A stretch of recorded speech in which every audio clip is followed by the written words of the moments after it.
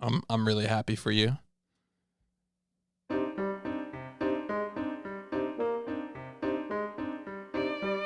All right, let's continue.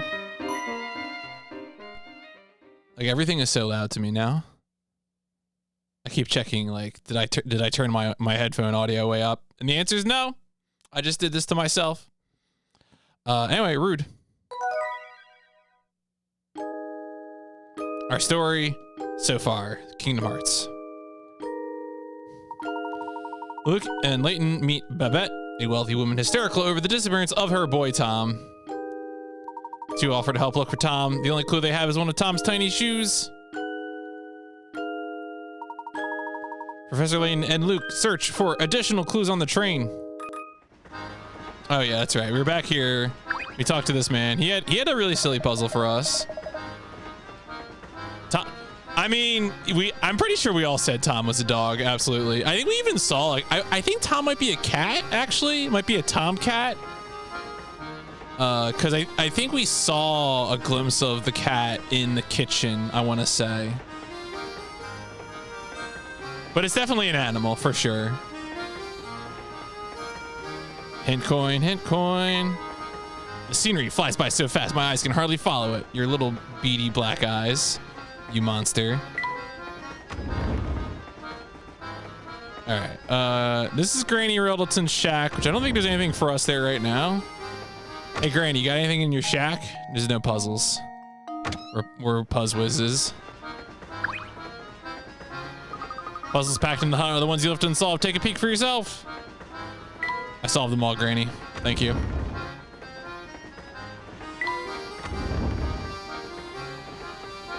In before Tom is an animal. A monster, even.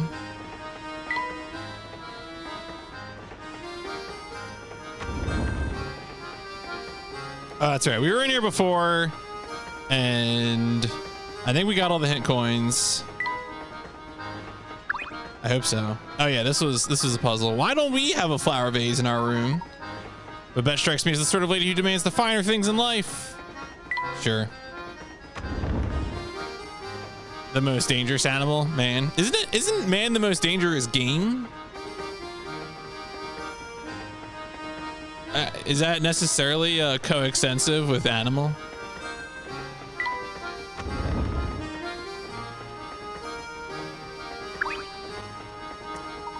You had a lot of running around on Father's Day. Oh, geez. My father decided to go to the opposite end of the state. So I texted him Happy Father's Day and suggested that we should meet up soon to talk more about it. The most dangerous game is knife dodgeball against an octopus. Most of your day has been out of the house. Well, you know, a lot of my day was out of that. My day started in the middle of nowhere, and then I drove back. So it was actually, I don't know. I thought it would be an easier drive than it was, but I forgot that in the summer, even with high gas prices, Americans are too stupid not to drive. And I-95 was just full of traffic because everyone is too stupid to do something else. And you might say, PMC, aren't you also part of the problem? And I said, I didn't have a choice. All right, don't put it on me. I'm sure they all had choices. Some of them had choices. Well, I'll conduct a survey the next time I'm on I-95. I'll go around to every person. Excuse me, I need you to do this survey. Yeah, that's exactly right. Everybody's too stupid to not drive. It's the classic, everyone hates traffic, but they are the traffic, you know?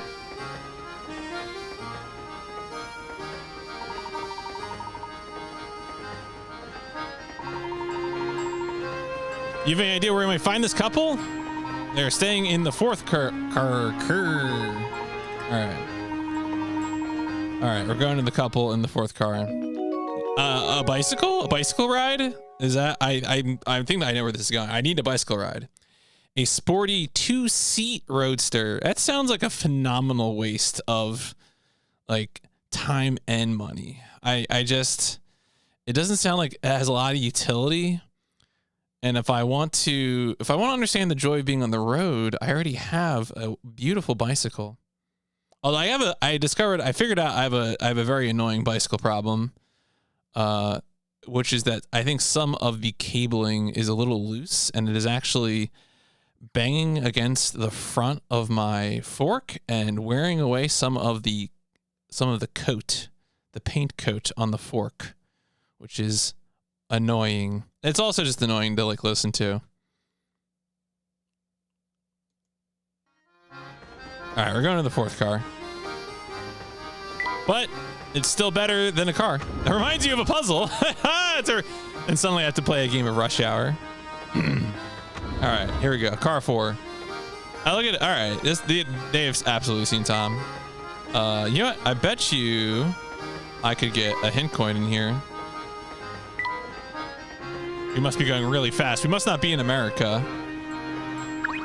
All right, this person doesn't have a puzzle. Oh, it's Al Capone. That's concerning. Whoa there, young fella. You're in the wrong room. My wife and I are staying here. Dreadfully sorry to intrude, sir, but we were looking for tax returns. Do you think Al Capone ever went to England? He could have gone to England.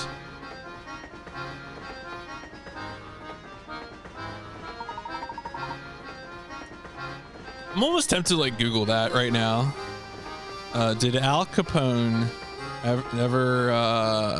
ever travel abroad? Here we go. Born of an Al Capone. Okay. Why is the first result on Google an FBI.gov result? What the? No. Okay, where did Al Capone vacation? Arkansas's Bathhouse Row was vacation getaway for mob boss Al Capone. Huh. Okay.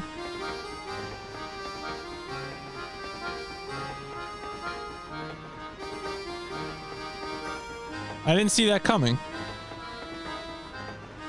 All right. Well, I'm not seeing any international travel, but he went to Arkansas, so you know, that's basically another country. I've never been to. Do you know anyone who's been to Arkansas? You expect him to be one for Atlantic City? Well, yeah, I guess so. Because in the 20s, Atlantic City. I mean, Atlantic City was a resort town for certainly, but it wasn't, of course, the gambling town yet. You've been to Arkansas, right? I mean, that is the reason. Pixel is because they are popping off. They're like, the FBI is useful and effective. You know someone who lived in Arkansas?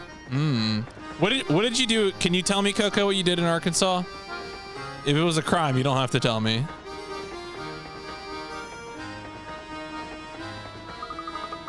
I think they might be talking about that darling cutie pie who just passed by, remember?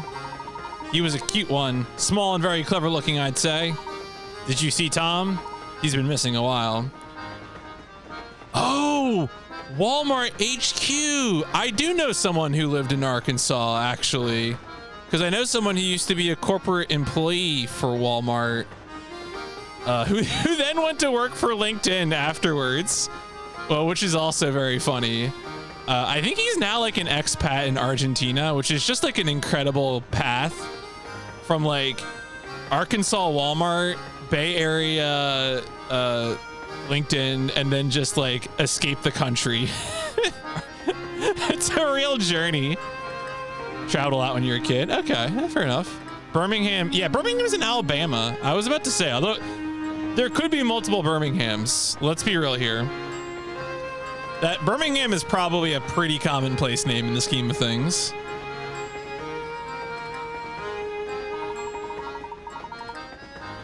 Tom's a right nice name. Yeah, Birmingham, England. England isn't real. You went to Little Rock? A little rock the size of a big rock? My brain is so broken. You were a child.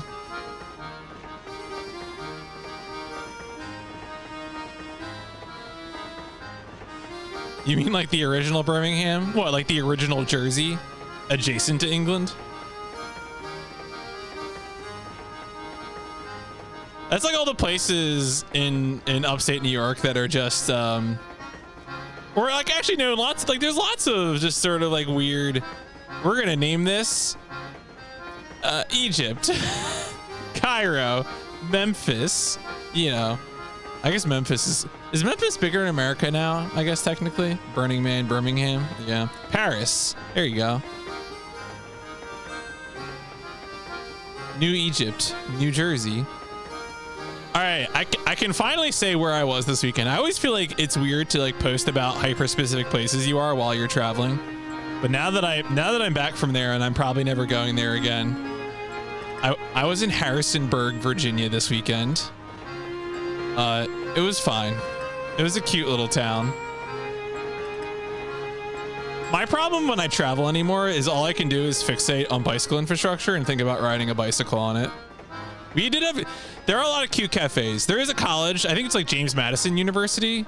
So there's like a lot of cute little college town, like little college cafes. Pass through there on, okay, that's right, yeah, because Mr. Frew is his ancestral homestead is fairly inland from what I recall. So that makes sense that you would pass through Harrisonburg on good old I-81. See, it's funny, I've driven I-81 a lot, but all the I-81 portions I'm familiar with are between Scranton and Syracuse, because I would be driving to Rochester.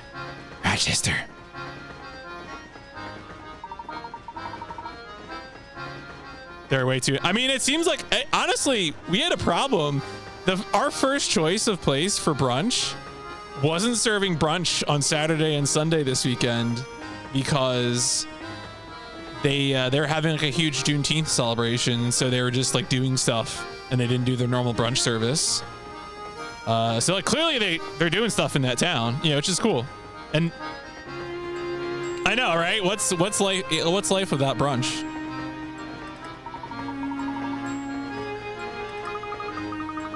I don't have the faintest idea who we're talking about. Yeah, I know, right? What? Oh, does Layton just finally pick up that it's an animal? This hot lead just turned cold. Some extremely valuable information. These two are the dumbest people on this train. All right, I got a food question, Coco. I know you're a toast expert, and so I want to get your input here. I typically, when we go brunching, I always get like the very standard breakfast plate of, you know, like 2 eggs, some sort of meat side, home fries, and usually the last thing you add in that list is toast, right? And of course, we all know that you love toast. The place that we went to, which was very good, and I very much enjoyed the brunch there, they were offering toast tips. I want you to tell me what you would expect toast tips to be. If you were getting breakfast and you got toast on the side, but it's toast tips, is Professor Layton a puzzle game? Yes, it is. It's just... I don't think Layton, I don't think he's a professor anywhere. You'd expect tater tots. Diagonally cut toast. Decided to return to the site of Tom's disappearance. Wait, where was that? You want your toast extra toasted. That's the only toast tip. Okay. So the person who was actually like the closest to being right was honestly Bart, because the toast tips were just like 2 like huge croutons, but like they were a little softer, so they were closer to being toast than just raw ass croutons. But it was just like 2 like bread fists. And they gave me a whole thing of whipped butter to spread on like these 2 like bread fists. I mean, the bread was good. It was good bread, but it was just confusing, an unusual form factor.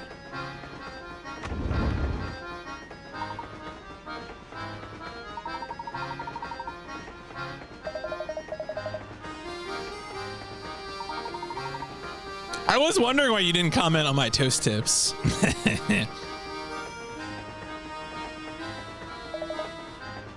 Yeah, what's up, Croy? I mean, the whole plate or the toast tips? The toast tips was fine. I mean, the butter is good and the bread was good.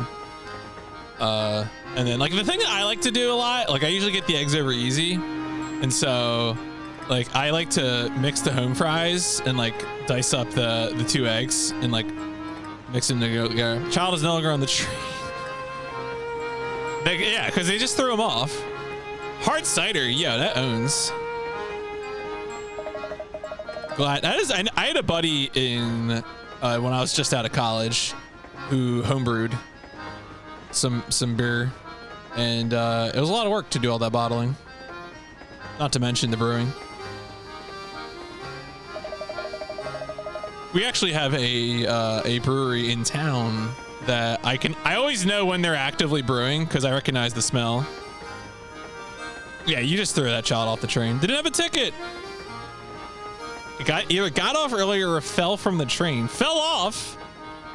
It's entirely plausible given the way children love to run amok. Actually, joke's on you, Inspector Chelmy. No one speedruns the game amok yet. When you combine that with their oversized heads, you've got yourself a recipe for disaster. What it?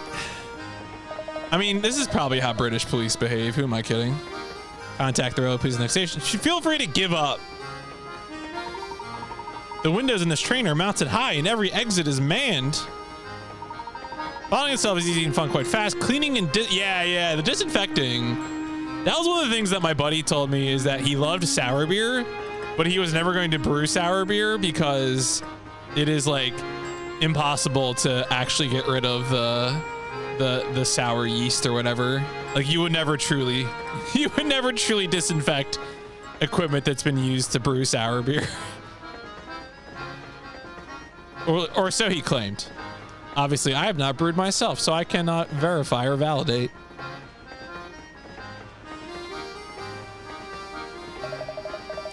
Where do you think this elusive ankle biter? We've made a rather large misassumption. Oh, all right. What? Okay. Continue your search for Tom. I mean, it's just an animal.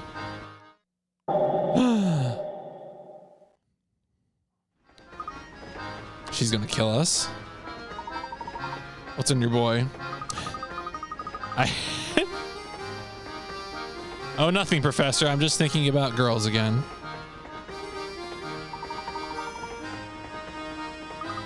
A woman, right? Did you see that ankle? Scandalous.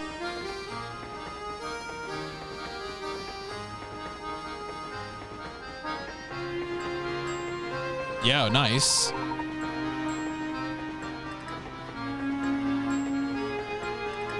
Do you have a lot of people that you share the cider with, or do you just sort of consume it yourself over the year or whatever period of time? All right. Oh, 2 lemon ciders, orange cider, orange. Ooh, nice. This looks like one of Tom's shoes. It's the same foot. Oh my God. Is this gonna make you think of a puzzle? Oh my God.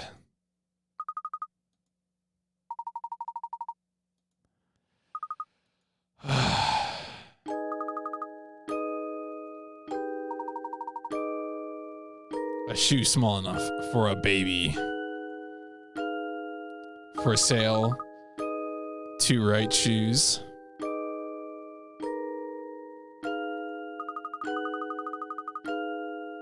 How could Tom have wormed his way back there?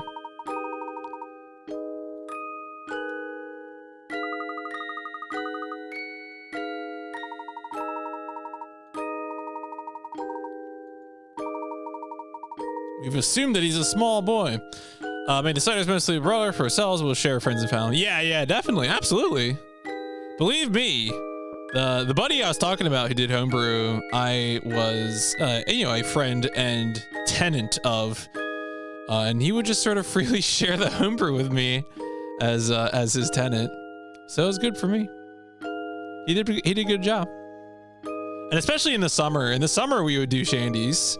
I would just buy things of Wegmans lemonade, and we'd mix the beer with the lemonade. know. She didn't tell them. I don't know. I mean, obviously the joke is that this like hysterical woman isn't communicating that her precious child is actually a dog or a cat. It is a classic comedy bit.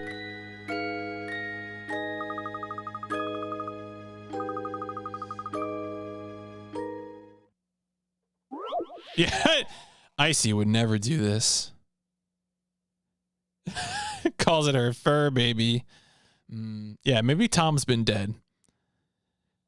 Or no, wait, isn't it? Okay, my brain just unlocked a very specific memory. Waiting patiently for the lemon ciders. Oh yeah. No, that's fair. That sounds good. So a weird memory just unlocked. I think there was a comedy about dog shows called Best in Show. And if I recall right, Eugene Levy's character literally had two left feet. And that was like a repeating gag throughout the whole film, that the dude couldn't do a dog walking thing. Coco, do you know this? Do you also know this thing? I don't know why I know this. I'm not even sure if I've ever actually even seen that film.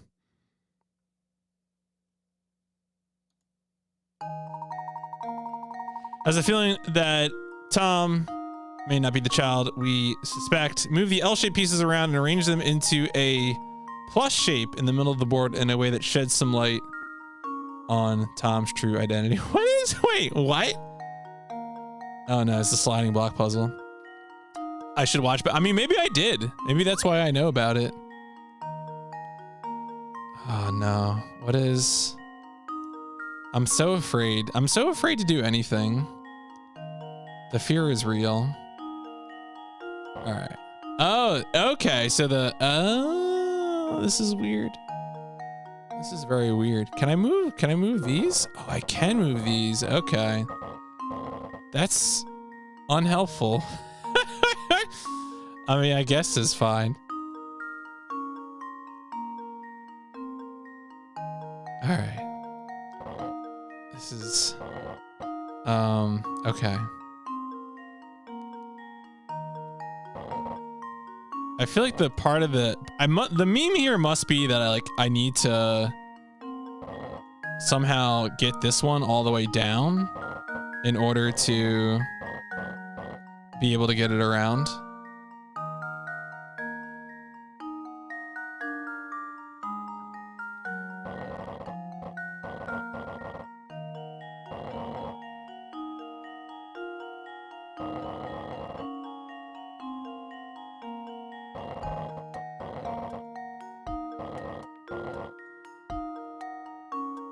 Now, of course, the only problem here is that this has got to go up here, but yeah, we'll get there.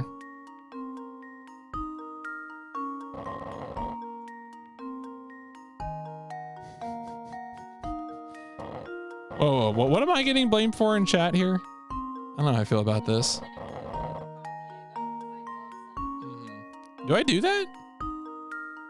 Oh, okay.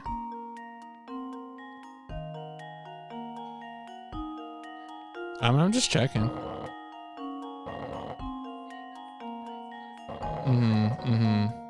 Okay. Alright. Okay. Oh, I'm dumb.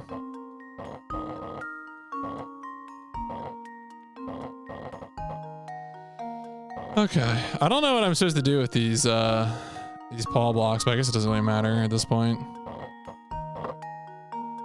All right. Anyway, got super lucky with the lemons. They're extra strong ones. Also, oh yeah, that's the power. That's the stuff you need. Okay. Yeah, it's a dog. I don't know why we needed a sliding. Yeah, Tom is a dog. That was Luke's like 8 brain cells vibing around.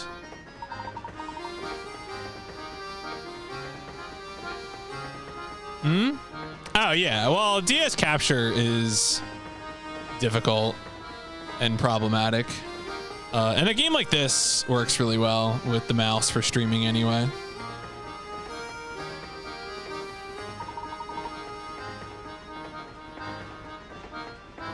The girl holding a small dog.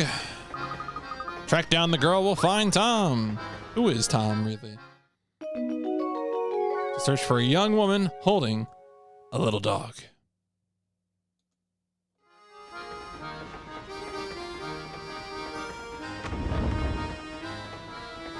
This is our room, right? Yeah. What is in there? All right.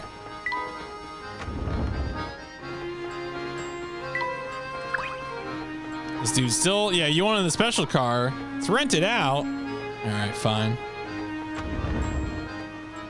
I presume we will run into her at some point now. Find the girl with the small dog. Oh, puzzle time. Sorry I couldn't be of more help to you. It was nice talking to you, though. Let me give you a puzzle for the road. DS capture cards exist, but were never officially sold anywhere. Yeah, so Nintendo did have an official method. Like, you would see it at like Pokemon tournaments and stuff like that, but I do not believe they ever officially sold it. I mean, of course, there are third-party capture cards. Is that technically? I mean, I don't think it's not authorized, but I don't think it's illegal, you know, to modify. It's not unlawful. Nintendo might tell you it voids your warranty, but that is also unlawful.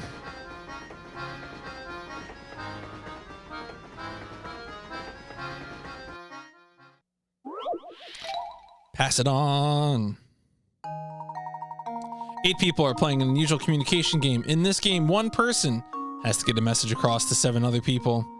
It takes 1 minute to pass along the message, and each time the message is spoken, it can only have one recipient. Using these rules, what is the shortest amount of time in minutes for the message to pass to all 7 other players? So each time the message is spoken, it can only have one recipient, but it doesn't say that each person can only speak one time. Yeah, no, I mean, it's kind of funny. The DS was like, I think the DS was like such a particular moment in time because, you know, the DS was never really going to continue to exist because of phones, touchscreen phones, like, you know, things that were probably very popular in the DS. Some of those things are probably not popular in, you know, Google Play or iPhone stores or whatever. All right. Let me just write this out. I'm going to bring up my, oh, that's my notes. I always find it just sort of easier to work through these things. So 1 minute. So for round 1, well, sure. I mean, you have games like you have games with predatory business models on lots of platforms. You have them on your phone, but like not every game on your phone is a gacha game. Yeah, PSP definitely had that interesting tack of just trying to be, you know, console stuff on the go. And like, you know, that sort of had its place too. All right, so round 2 is, what is it? 1 minute to pass. Yeah. So one can tell 3 and 2 can tell. I'm sure there's, again, with all these things, there's probably an algorithmic way to do it, but my brain is, it should just be 3 rounds, right? Because then, there's 8 people?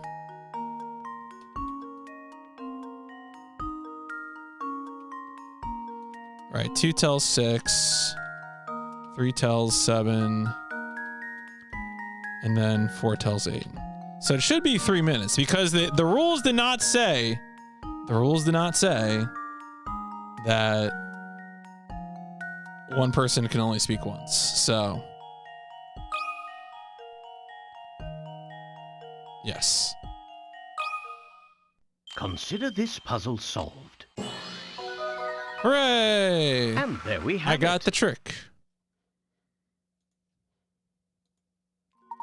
Yeah, there you go. It's pretty much what I drew out. That is pretty much it.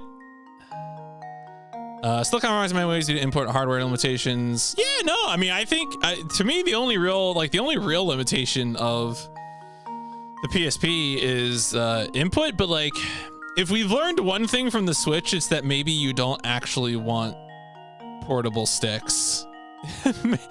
Maybe portable sticks are not something we should be seeking with our current technology.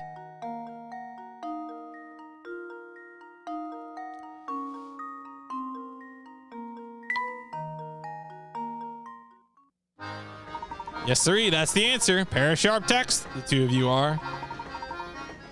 That little one could be anywhere. Best of luck finding the little one. You got a button part.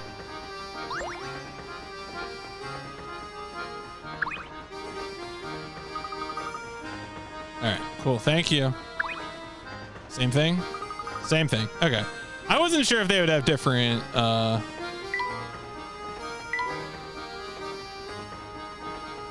What about Steam Deck? I've never actually seen or held a Steam Deck. I don't think I've heard people talk about the sticks on Steam Deck. Or I thought did Steam Deck have sticks, or does it have the Steam controller touchpads or whatever? I don't know. I haven't really heard too much about Steam Deck just because they've been in short supply. I don't think I know anyone who has one.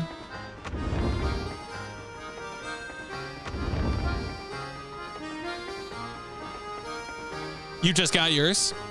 I mean, I feel like if you're a person who's like traveling a lot, especially like planes or trains or whatever, or buses, that's probably a hell of a thing, especially if you're like, you know, a puzzle game, VNs, RPGs, that could potentially be dynamite.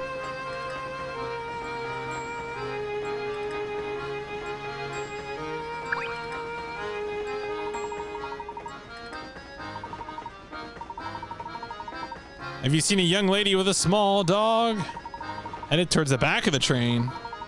No shit.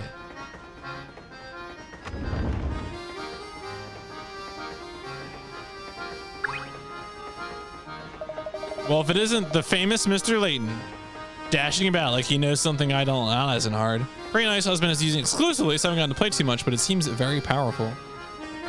Steam Deck has 2 analog sticks and 2 touchpads. Okay.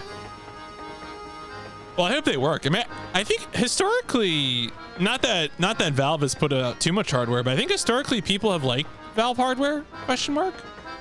I've never had anything Valve. Would fitting 2 proper clickable sticks and a second set of shoulder buttons made the PSP too bulky? I feel like a second set of shoulder buttons would, but I don't know. Generally speaking, I have done very little handheld gaming over the years. Like I had a Game Boy Pocket and a Game Boy Color, which I used for like Pokemon and Dragon Quest Monsters, and like that was mostly it. And then a DS on which I played like, you know, Phoenix Wright. I actually played some GBA games I hadn't gotten around to, like Tactics Ogre Knight of Lotus, and Pokemon Pearl. And like that was like the extent of my handheld gaming, really.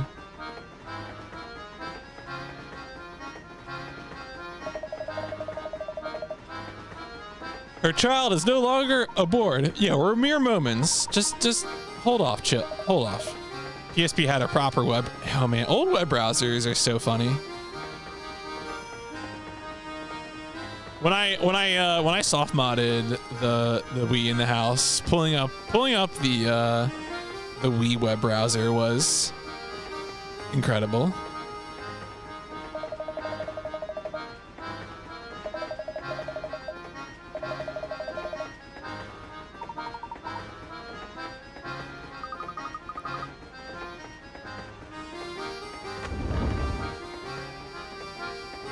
Oh, what? Who?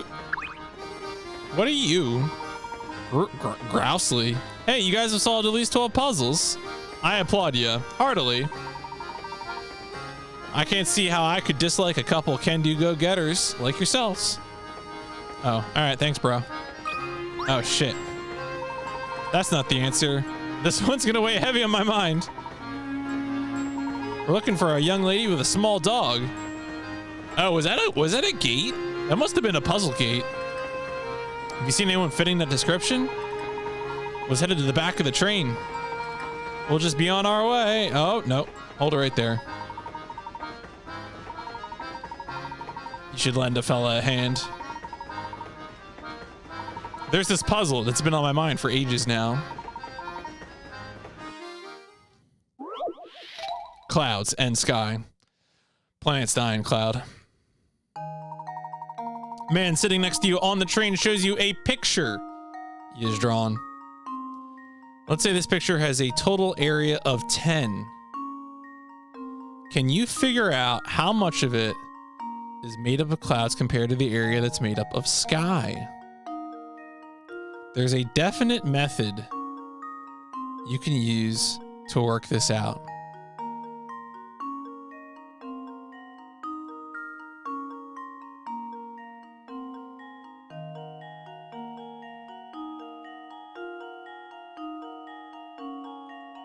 God.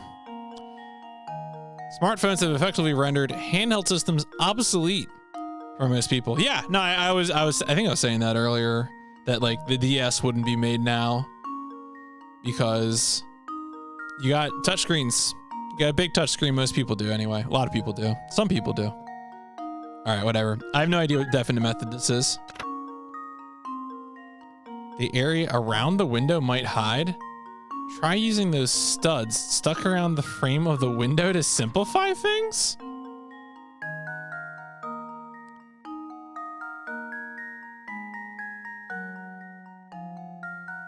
Is it something to do with like the way some of the patterns match up?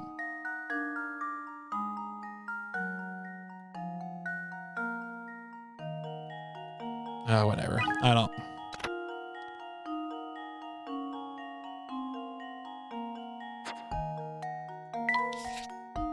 So they're saying I can, you know, do this. Oh, well, that was a straight line. Incredibly straight line. Whatever, I'm using a mouse.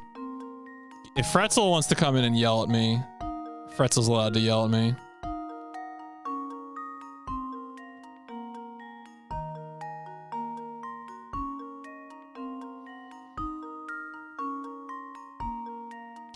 Is the meme something about how like there are there's like a bunch of these that have like similar areas?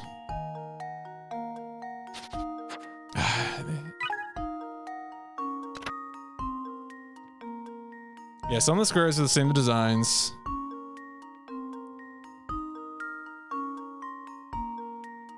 Yeah, I know, music's nice. That's important for a puzzle game that might cause you to pull out your hair.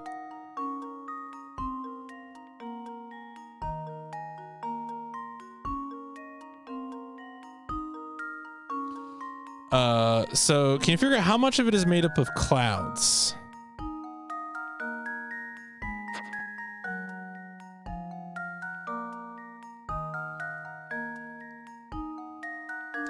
Did I try anything on Steam Next Fest? I looked at what that was on the mecha tag on Steam Next Fest just because I was curious. And I didn't really see anything that was quite my speed.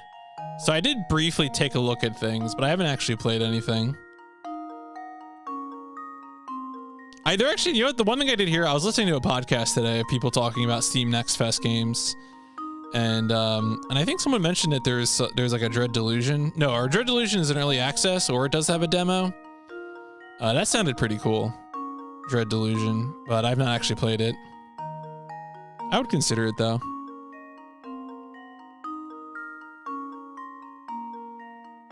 What is it? How do I input the answer? Oh, okay. How much? Oh, so I put one for, okay, so it's like a ratio.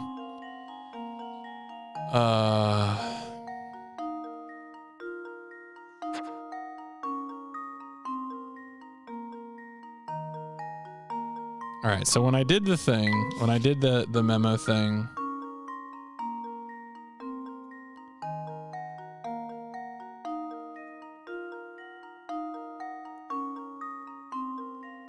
oh, there's a. Oh, that's right. They were remaking both of them. That's cool.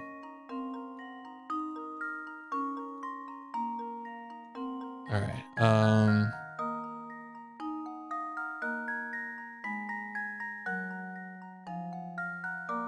So I guess the idea is that like these cancel each other out. Because again, this is blue, that's white, so that's like a 1-to-1 sort of thing.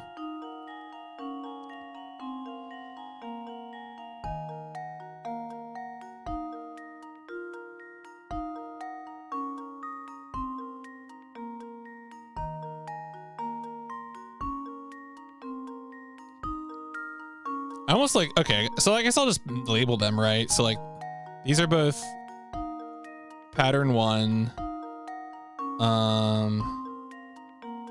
pattern 2, pattern 3, and then, okay, and then these are both pattern 4. All right, and then of course these ones don't match up. So that means that there is... Can I do fractions? Can I do basic fractions? No.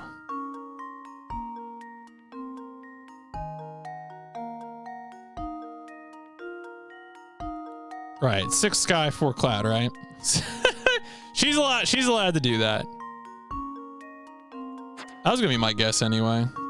I was gonna say 2 to 3. Yeah, what's up, Ev? All right. Yeah, I don't know. Like, you don't really know. Let me tell you, in my day job, if you said that was true, you would get laughed at. Like, you don't do that. Oh no. So yeah, it's 3. Wow. Okay. Sure. We'll just make stuff up. This should do the trick. Well, I suppose you can't win them all. Did I do it backwards? Because it was sky to clouds, right? Oh, does it want you to expand it? All right, Coco, do you want me to do it? I'll put in 6 to 4. No, well, now I have to know.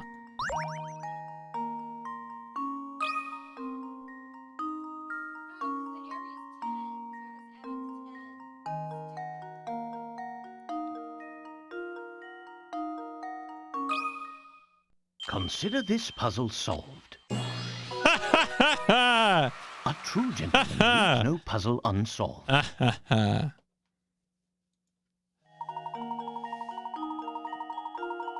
hope there's like a statement in here that's like, stop reducing fractions, nerds. Whatever, that was bad anyway.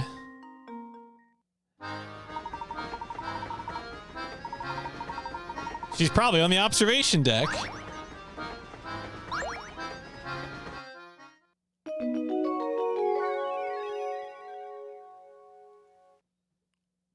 Okay, well, hang on. Girl. I thought it was about the ratio. I thought it was about the ratio of... Excuse me.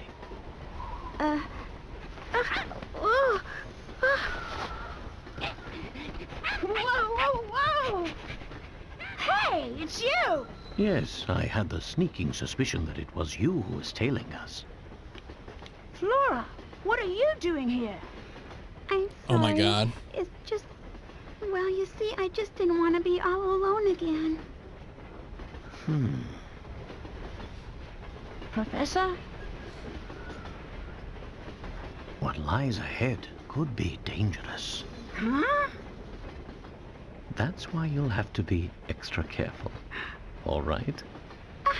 Yep. What has she been doing? Yo, what's up, Jadestar? Has she just been by herself?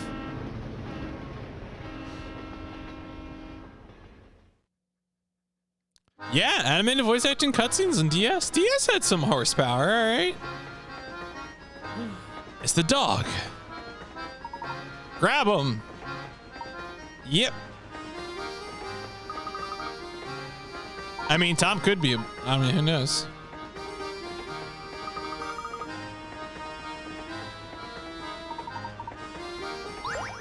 Flora is now traveling with you. The top screen shows who's walking with you. It's true. They got that unlimited cartridge space.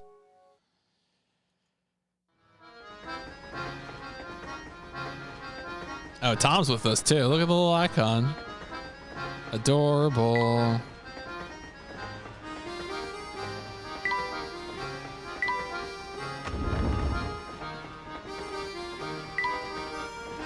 All right, I think what she was in car 5? No, car. Oh, go here.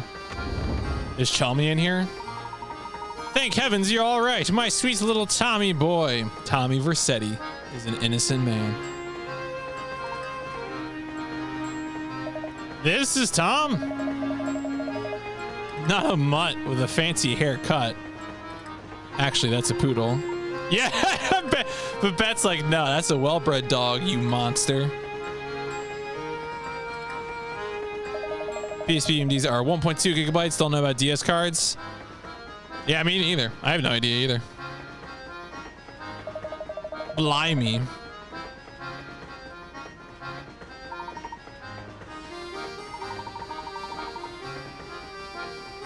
$5.12. There you go. Nintendo loves to hamstring themselves.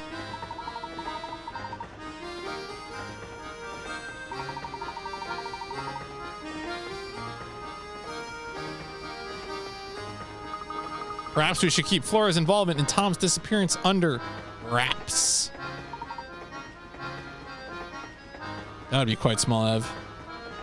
Power switch cartridges with SD cards and all, they gotta be big, right? Yeah, they're probably pretty big. Sup, overkill. 3DS can go up to 8 gigabytes. Yeah, I mean, I feel like by the time 3DS gets around, SD cards are getting huge.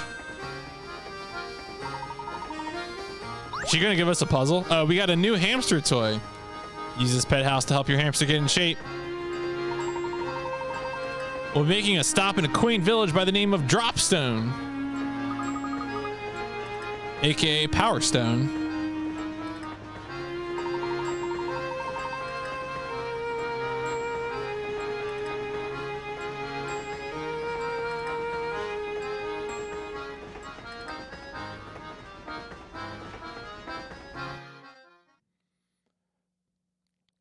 Tom solved. Stamp. We did it right on her face. Turns out Tom isn't a child as was thought originally, but rather Babette's pet dog. She considers him to be much more than just a pet.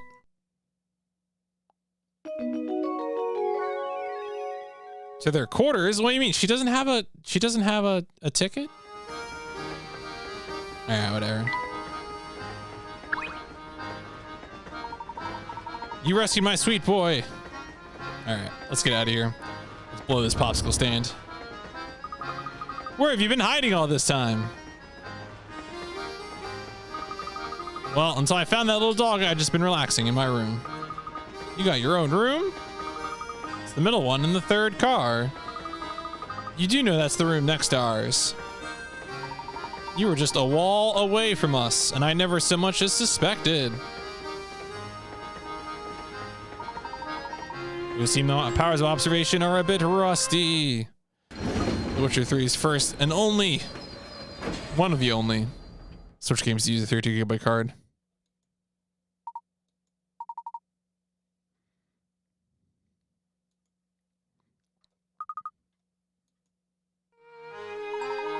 Samuel, you dolt!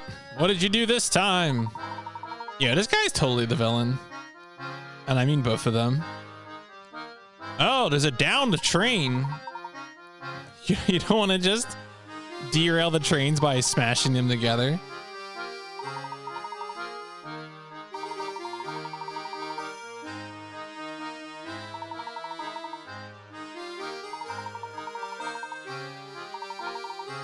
Yeah, Sammy probably knows a little bit about music. Unco.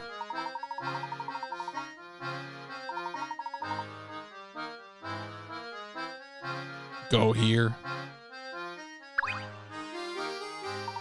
Too nice to that indolent, scruffy nephew of mine.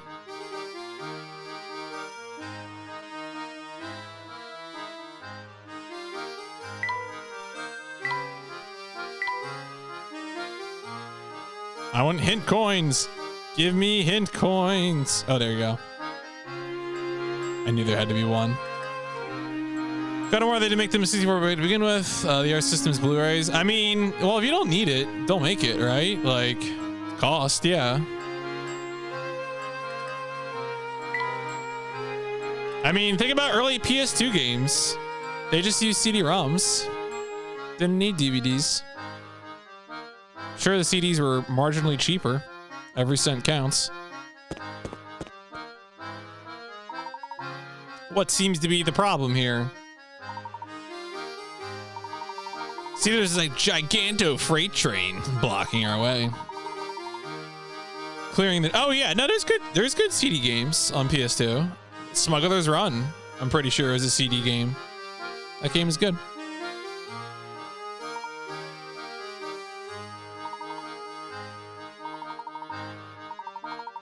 Can find a way to move the train? I'm not going anywhere until that train moves.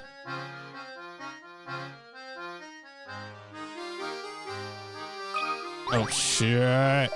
So we get this car out of the way. The Military Express isn't going anywhere. All right. Train swap. This is just going to be the Final Fantasy VIII mini game. Oh, wow. Swap the positions of the two trains along the tracks. Move the cars one at a time and make sure the numbers by the side of the track match the numbers on each car. Okay. Yeah, well, you would use it if you need it.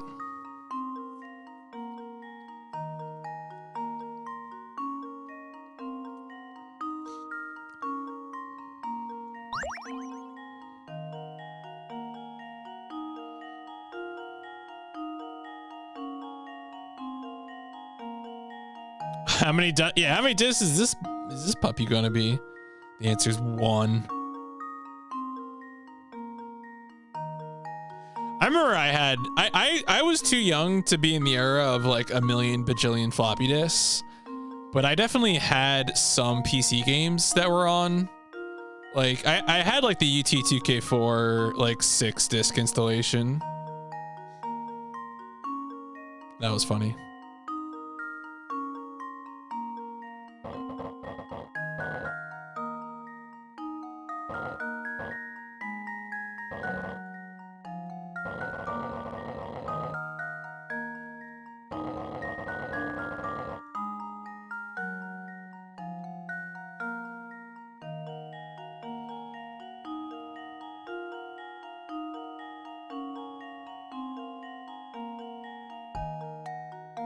Did I actually need to store the other trains over there?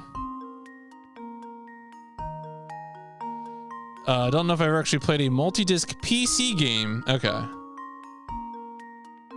They weren't, but yeah. I mean, I don't...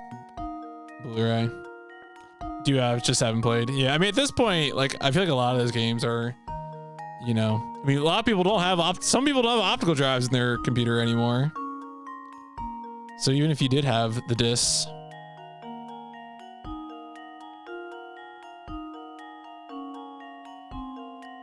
What was I doing? Oh, that's right. I'm playing this game.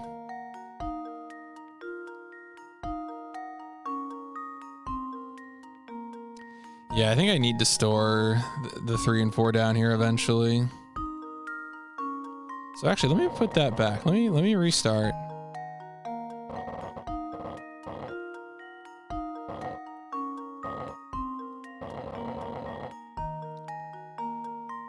And so then... Well, you can only store 2 trains down here.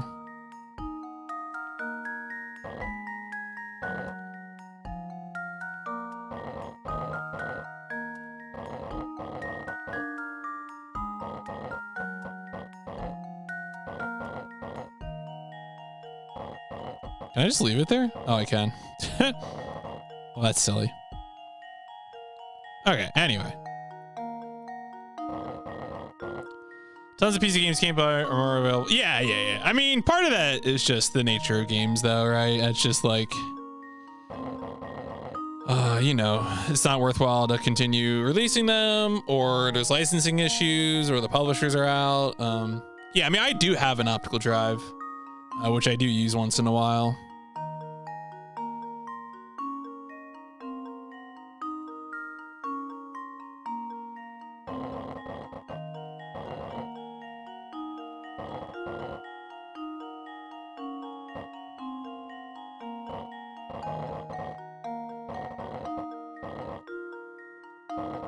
I'm sure there was probably a more pleasant way to do this. We did, though. And now yeah, to green test preservation my is important. And there we have it. There we have it. Oh, they're not even gonna shame me with like what the minimum number of moves was. I was waiting for what that would be, but they're like, nope. You're scot-free this time. She's able to continue our journey now. That was a weird train crossing, though.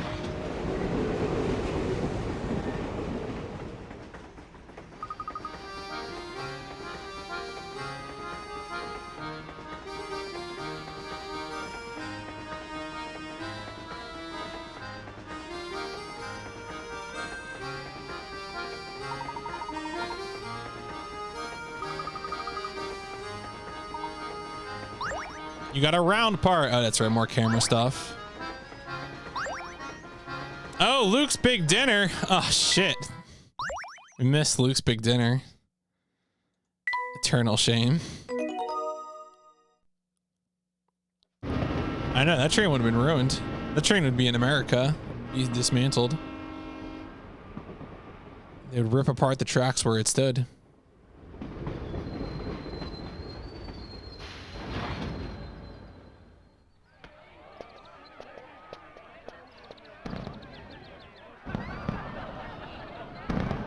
I was hoping that was gunfire. Things are gonna get spicy. Resident Evil. Oh no, wait, what was that ominous tone? Also, what is Luke doing with this cow? Why does the cow have a hat? Where is the cow? Hidden right now. That sudden stop back there did a number on our brakes, so we're stopping here for repairs. We got at least 3 hours till we're ready to roll. Catch the local sites. Capital idea. Taking the sights around Dropstone.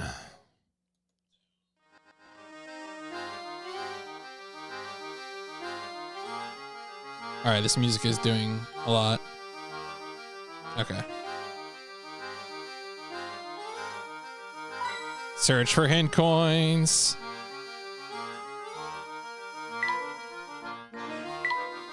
You can't see mountains like this in London.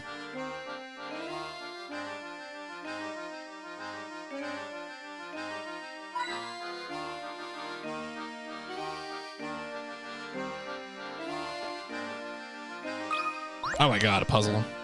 Look at this poster of a train professor. Quite lovely. Something quite odd about the picture. Oh boy. A dramatic farewell. Train stations are an especially good place for dramatic farewells, aren't they? Below is a picture of a man and woman bidding each other a tearful goodbye. Somewhere within this picture is a single, unrealistic detail. Find and circle that unusual area. All right.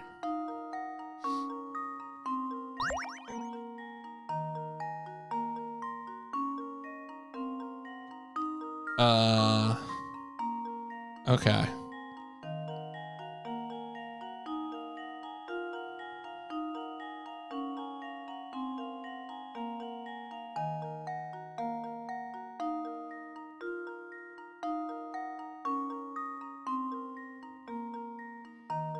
Is love unrealistic?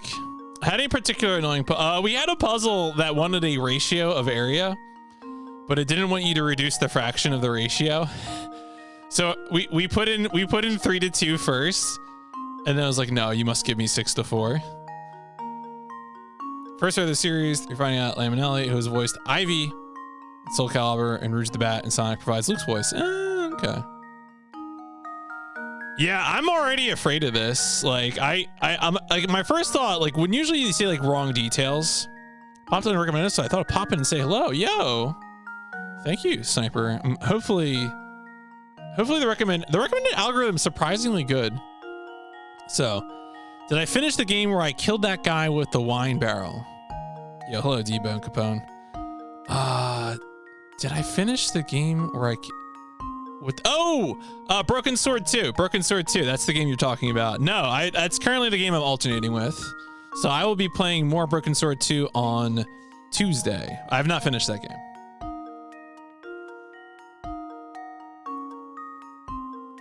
Is it the entire picture? It's in black and white.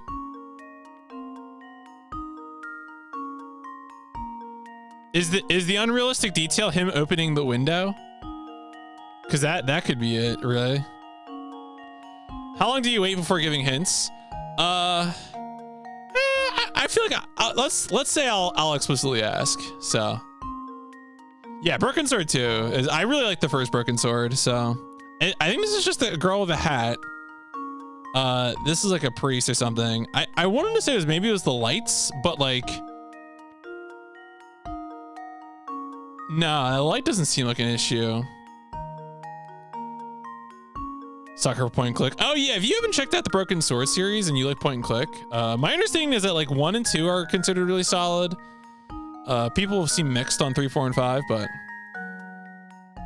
yeah, this is a realistic picture, obviously.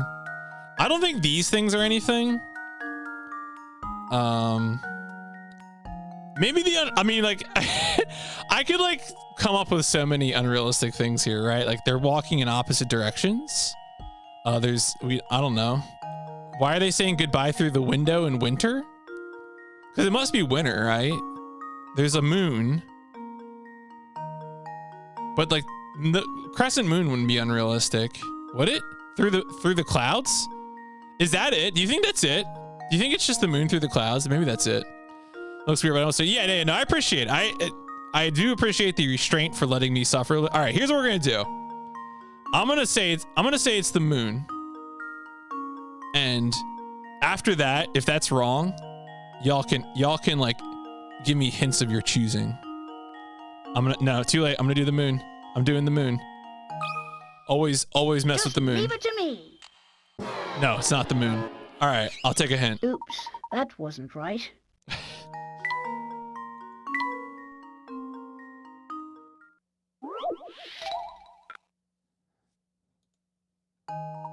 The dog not being on a lead. I mean, that may be depressingly realistic. The game itself is a fake. One of the things I mentioned is the answer. That's a shame. Do I spend hit coin? All right, I don't know. I feel like if I spend a hit coin, it's gonna be, that's no moon. The lantern would definitely be on. God, one of the things I mentioned is it. That's such a shame. Maybe handy?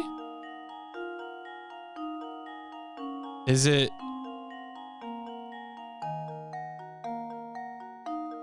Okay.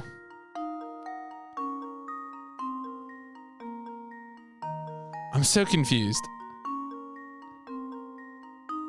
Well, this is just Kato from Taito Monogatari, isn't it? This is like M. Bison. It was actually the first thing I pointed out. Oh my god. Now I feel like I have to pay a hint coin. There's nothing wrong with the dog.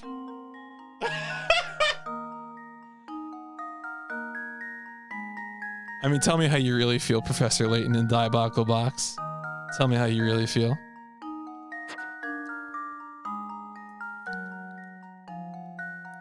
No, that's fair. There's nothing wrong with the dog. This is fine.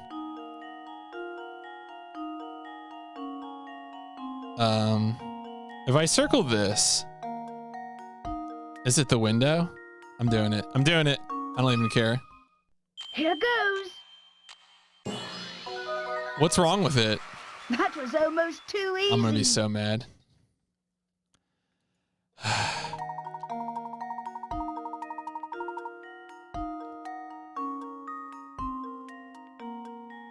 Really?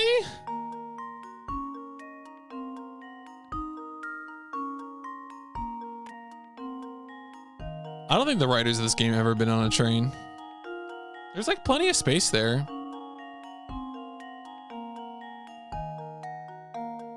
I don't know. I don't. That answer sucks. Boo. Boo. Boo. That answer's a pain. Yeah. I don't know if I buy that. That's a perspective.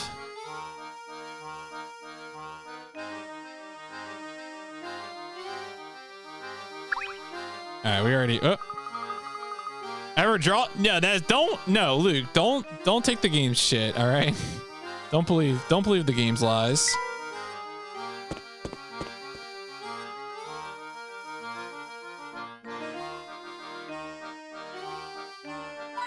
Hint coin. Hint coin. How are you enjoying your time here in Dropstone? It's been delightful. Every once in a while, it's nice to leave the city and enjoy the countryside. The air is so clean and fresh. I'm so jealous. Don't worry, Luke. They'll ruin it for these people soon enough. Couldn't put it better myself. There's something about this place that makes you feel like a new man. And with the village celebrating its 50th anniversary today, our timing couldn't be better.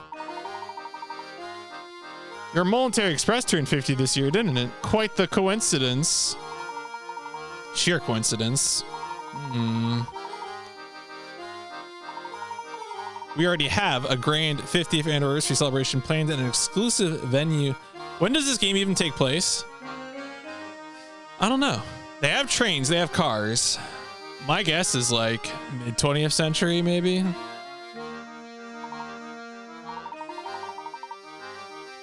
Layton, though, seems like one of those guys who would hate technology.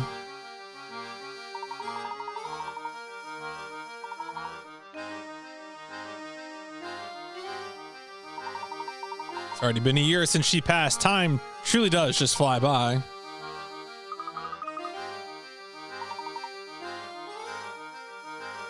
Is Luke? Yeah, I think Luke is probably a robot. That bench sure is benchy. Oh, is that Granny? All right, let's solve Luke's big dinner. Pre or post? This is definitely post-Titanic, I feel like. Luke, are you sure you can really eat all that? You put in quite an order there. No sweat, Professor. I'll clean my plate and still have room for more. It's no wonder the professor is concerned, as Luke's order cost twice what the professors did. Below you can see all the items Luke and Professor Layton ordered, as well as the price of each item. Touch the price for each of the items that are part of Luke's order. Okay, so see all the items that Luke and Professor Layton ordered. Luke's order is twice the professor's order. Okay. All right, well, we just gotta do. So that means that, you know.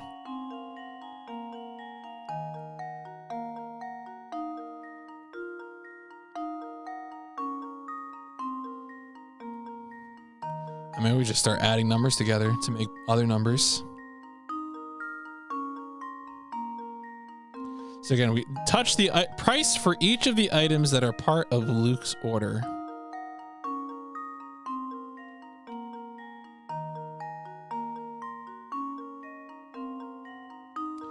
The real trick here is making them add up to be what I want. How much was the tip? What was tax?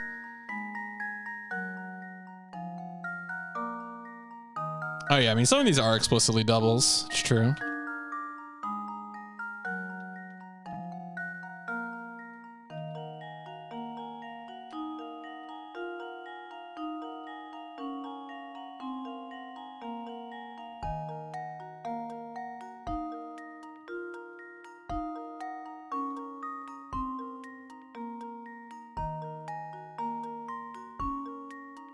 Is that a bait? Explicit doubles is a bait. A doppelganger. A doppelganger. Wish you could see the names of the dishes. I'm a little concerned that like some of these aren't really food. Like I don't even know what's going on at the top right there. I guess it's supposed to be like some kind of ice cream sundae, but I don't know. It's just alarming. No tipping. Okay, that's good. Tipping culture is kind of bad because I feel like it becomes, you know, look, if I'm gonna shortchange someone, I want to shortchange the manager. Because I want the actual people who do work to get paid.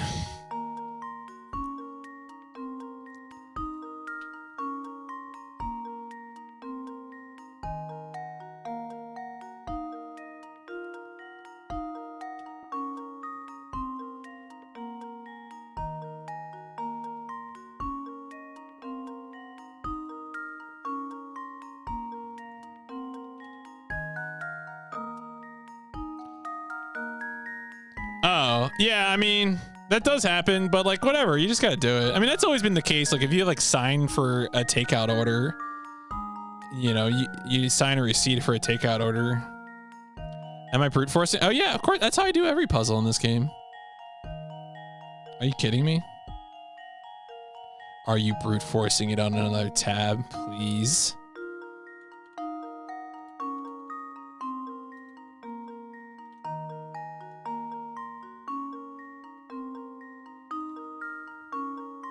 What is there like is there some algorithmic solution to this?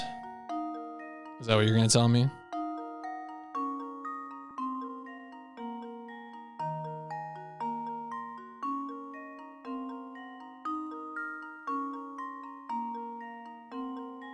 Just add up all the prices. Right, I mean you would add up all the prices and then you would just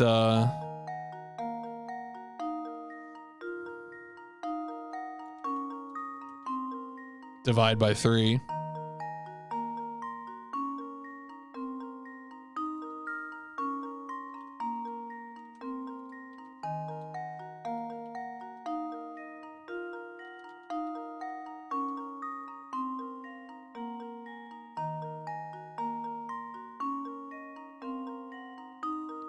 Did I do that? I can't type. Typing is impossible, folks.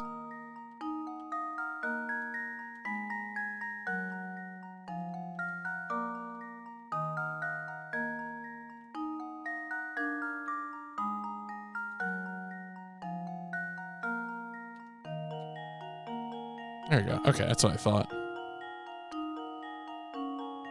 So now I just have to come up with an order that equals 70. I mean, not yeah. The dishes. Wait, I don't think that's the case. I don't think it was quite like that.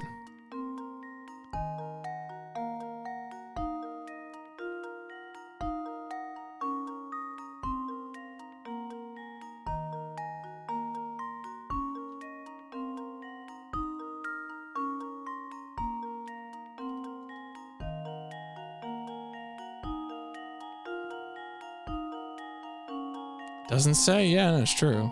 Yeah, well, that's part of the mystery. You just gotta figure it out.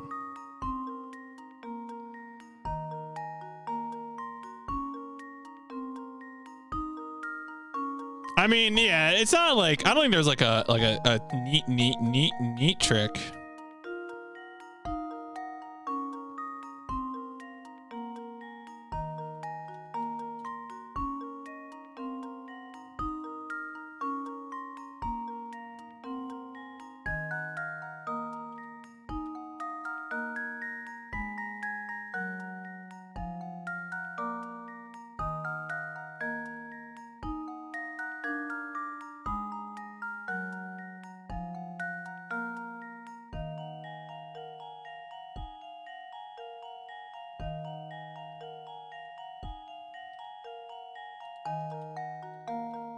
Okay. So I think it is this, and this, because this and this. So 13 plus 14 plus 8 is 35. All of these together add up to 105. So these together, I'm just going to double check my math. Should add up to 70. Yep. This should do the trick. Hooray. And there we have it. I mean, you got to assume that all the food is a perfect sphere is the first step.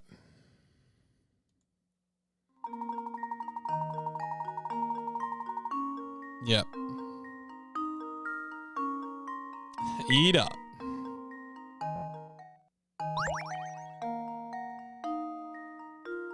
Currently, there are no puzzles in Granny Riddleton's shack. All right, thanks, Granny. Yeah, you just gotta do algebra. They booted me off the train. All right, I'm a little concerned by Granny, but I guess I will be fine. Oh, and coin. Well, I mean, that's what I did first. I checked for 35 first. But yes, you can do it either way. Because I was like 12, or what was it? 13 plus 14 plus 8. 34, 35. You can do whatever you want. That's the magic of algebra.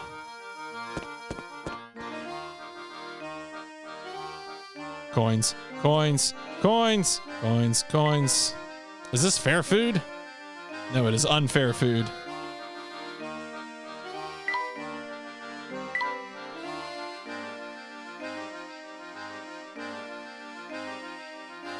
Wow, what is going on in this place?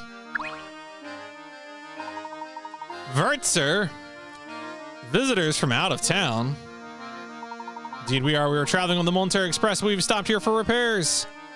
Unfair food. Sourced from the worst places. What do you mean? Chat, forget about it. Did you notice the festival that's running today here in Dropstone? Today marks the 50th year since the founding of our village. Make sure you get in on the fun, or else.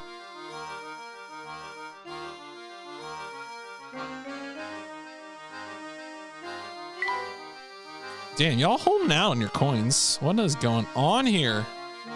This screen is disappointing me.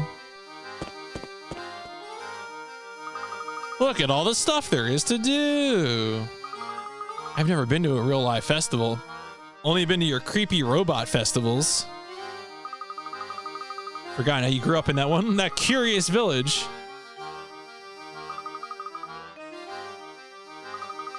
Let's go look at that booth over there. Now this whole universe is pretty messed up. I'm gonna be real. Or you're liable to crash into something. Ha ha ha. Oh, is that my evil arch nemesis? What's his face? Not Moriarty. Oh my god. What are all these arrows for? Oh, it's a carnival game. Angus, try your hand at this fine game of skill. First try's on me. Oh boy. Oh boy. Oh boy.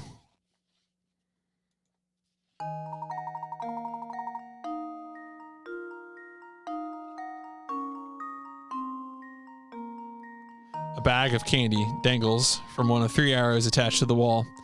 Assuming that all 3 arrows are perfectly straight, which arrow, A, B, or C, is connected to the candy?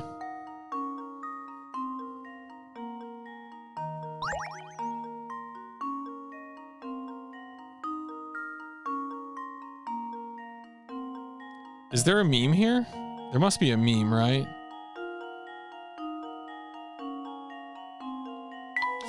Because, like, the obvious answer is you would draw the middle one.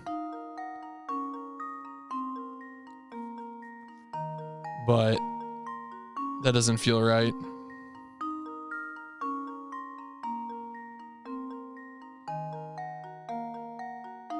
Yeah, this seems simple, but is connected to the candy. Well, if I apply a broad and reasonable interpretation, they are all connected to the candy through the board. So the answer is any of them.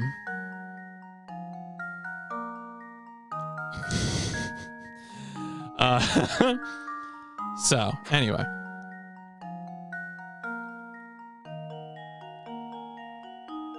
They're all connected. Well, that's also true. That is also true.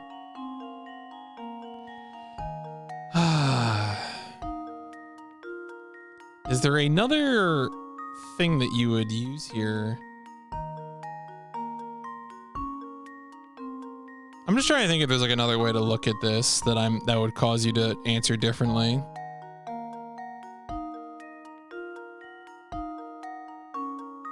Like, is there an optical illusion? Is the fact that like one of like these are tails of arrows and this is like an arrowhead from one of 3 arrows? All right, I'm just gonna answer the obvious thing. I'm gonna be a dummy. We drew the straight line. It looked like it was the middle one. This is boop is B. I'm doing it. Let's see if this works. Oh. All right. Piece of cake. What was the trick?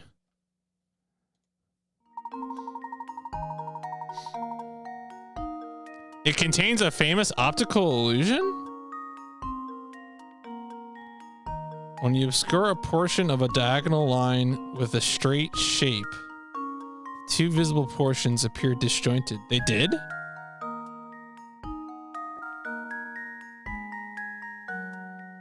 Sure. Sure. Sure. Sure.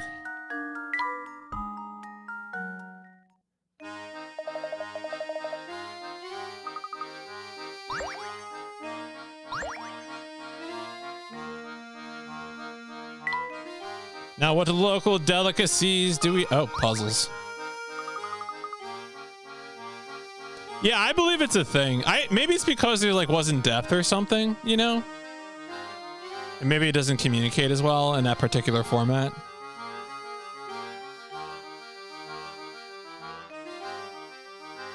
Look at all the fruits and veggies in this cart.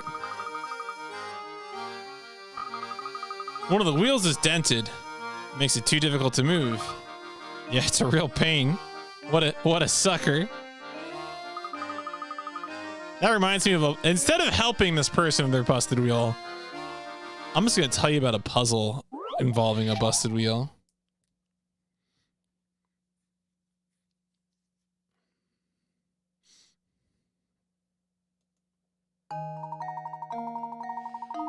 In the back of the train yard, there is an old warped wheel lying on the ground, as shown below. That's a wheel.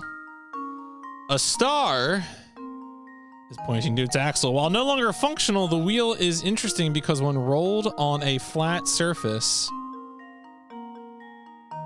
its axle traces a funny pattern if you look at it from the side.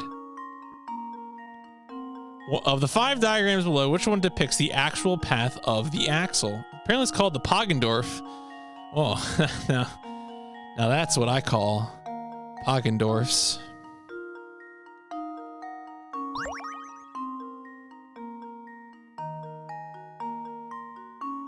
I think it's got to be C, right? Or no, wait. Because it's got to go up. And then it stays below. If it's rolling from right to left, yeah, which is it implies. But it also got, yeah, it's got to be A. Yeah, I don't know what this wheel had a bad time. Okay, this wheel got spooked.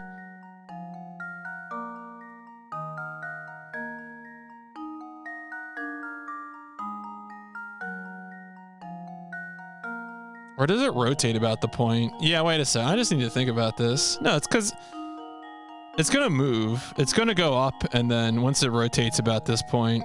I'm doing it. I'm doing it. Let's see if this works. Yeah, all right. That was almost too easy. Hey! Diagram A correctly traces the path of the wheel. You probably won't see this wheel on a train anytime soon. But it sure would be fun to watch it bounce around, wouldn't it? People who wrote this game are maniacs.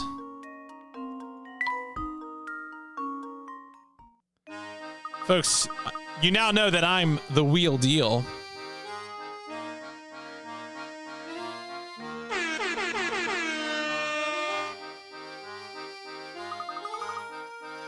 you've got puzzles, I've got answers. Writers just fine. They do.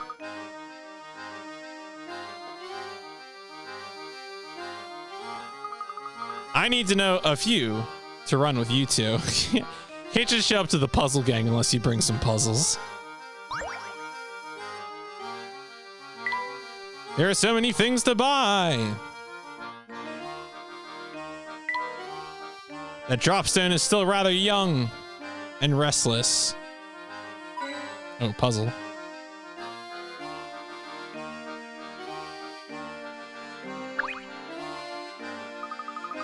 Oh, it's Lulu. Doing some top secret festival prep back here, so you can't come in yet. Get lost, clowns.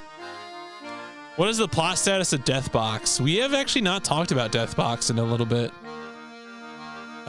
Yeah, we really haven't, besides that menacing man in the alley, really haven't had too much like plot development. We had an subplot about the missing dog, and that was pretty much it. And we also have Flora's here from the first game, so like that do be it. Gamers always go left. That's right, you gotta get Diabolical involved. Give me a hint coin. Give me a hint coin. Harnessing the power of nature is an impressive feat. No? Nowhere on this is... Ah. All right, fine.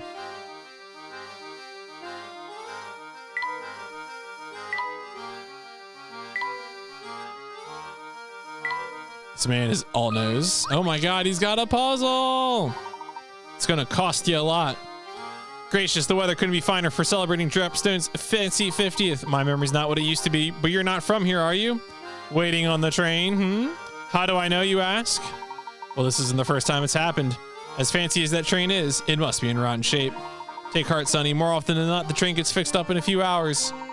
What with the festival and all, there's plenty here to do and see in the meantime. Thank you for the information. If I could trouble you for a moment, though, I'd like to ask about a relic known... Oh, here we go. Deathbox. Deathbox is back. It's back all right.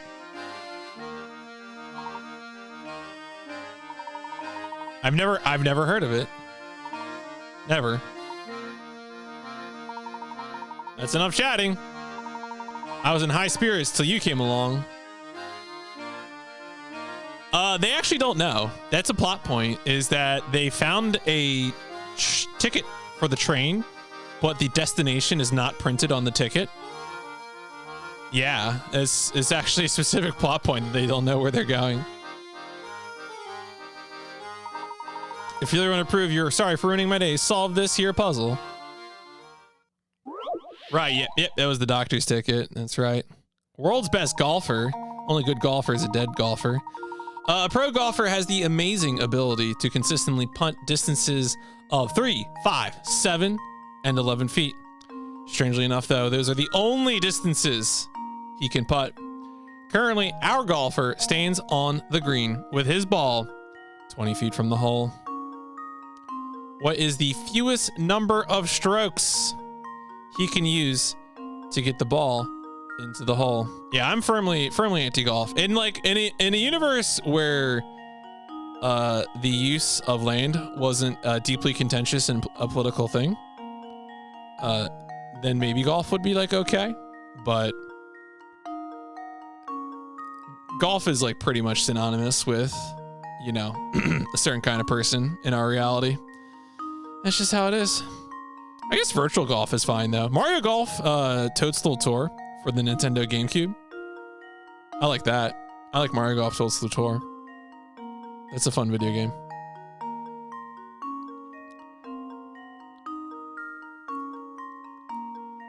Is that so? Do you enjoy the taste of boot coca? Is that, have you also started acquiring that recently? I don't know. My older brother, who I frequently make fun of for being a corporate bootlicker, he kind of got into golf just to like brown nose people, I'm pretty sure. He's kind of out of it now though. Like he mostly just runs now, which is in my opinion much better.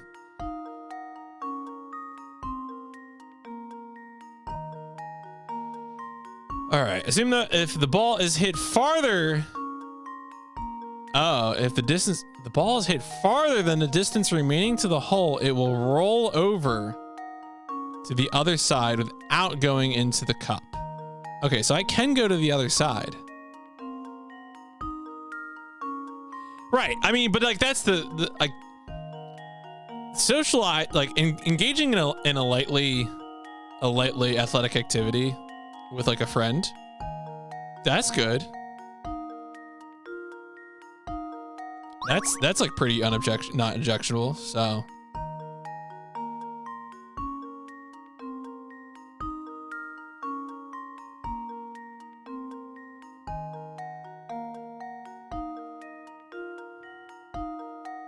But like how much land and like how much exclusive use of the land do you need to do that is my question. Because okay, here's the thing. I think we have some EU people in the chat. I recently learned about a land law concept that I had never heard of before called right to roam. And apparently, like some Scottish, like I guess Scotland is considered the home of golf. I don't actually know golf history, but I feel like I often hear about Scotland talked as the home of golf.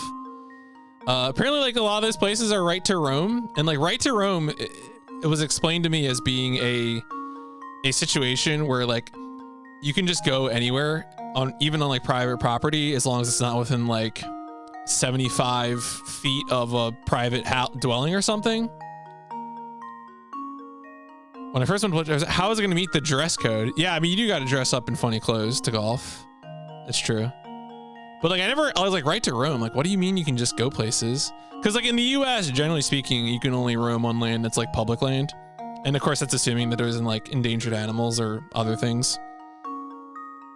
But like, if I just started like walking across a public golf course to like cut across it, I feel like that would be frowned upon, Maybe I'm wrong, but I just feel like even they would be like, oh, well, we're playing golf.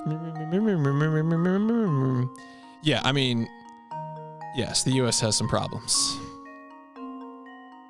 All right.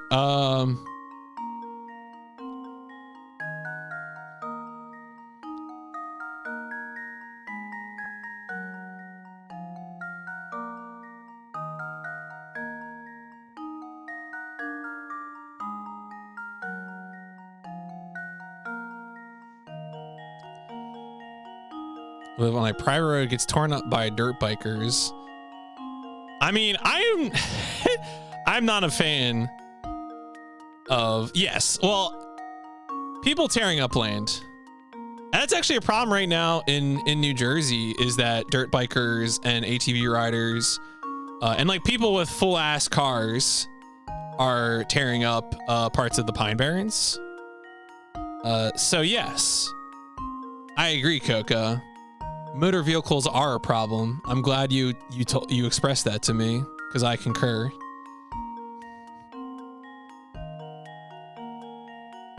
Yeah, I know. Tapioca can't help himself. When I did the that New York City to Philadelphia bike ride, the last 20 miles coming into Philadelphia, I was riding in a group with a couple from Boston. And going down like Aramingo Ave in North Philly, at one of the lights that we like went through, waiting to cross at the light was a dude on an ATV, like a clearly illegal street riding ATV. Dude had like a full black mask on, and he was actually like standing on the ground and holding it like vertically, the ATV vertically with its rear wheels on the ground. And just revving it and just like standing there at the intersection. And I was like, yo, you got those in Boston? you got those urban ATVs in Boston? And they're like, no, we don't. I'm like, cause we got them here.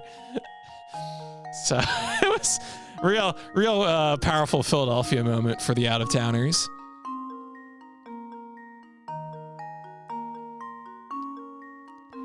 I mean, I think it happens in some other Eastern cities.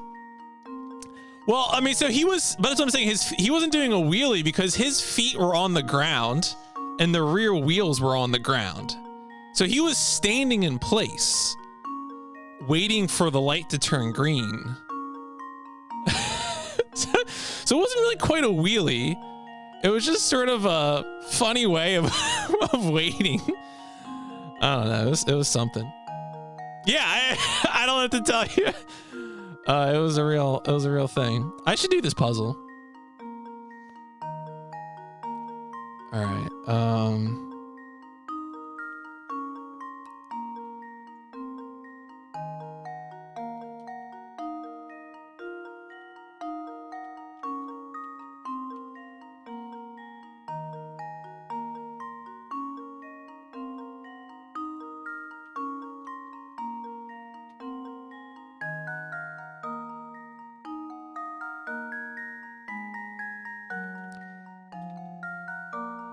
I think it's 3. I mean, no, it's 4. It's 4. Because I can't think.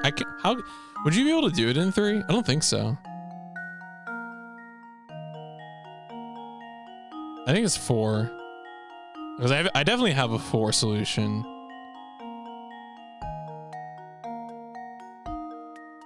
Yeah. All right, I'm just gonna do 4.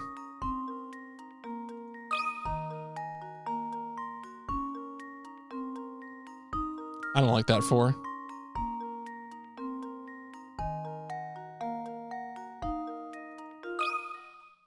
And now to test my theory. Oh no! Okay, there must be a. Well, I suppose you can't win them all. Interesting. All right, let's see if I can figure out a 3 solution.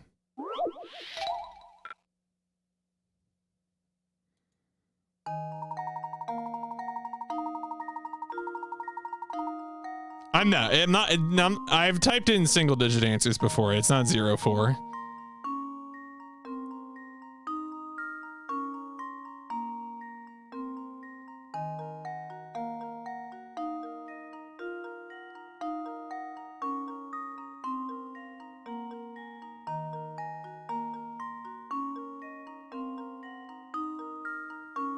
Yeah, I can overshoot. Yeah, I can overshoot. My 4 solution was assuming overshooting.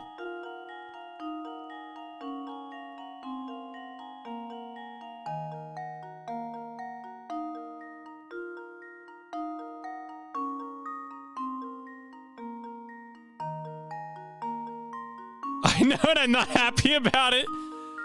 Is that because I ate your pie fucked this up or something? He played all these games on stream, I think.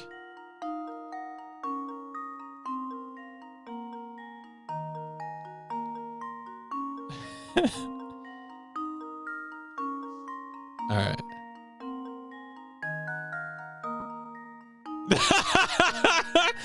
All right, that's good. I appreciate that.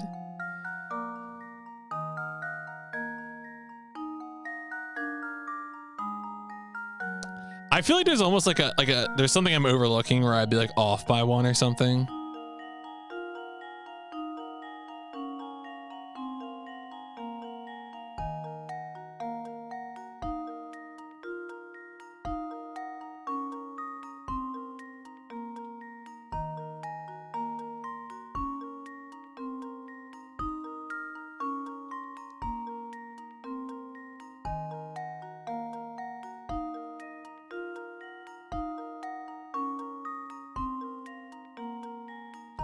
So he can use to get the ball into the hole.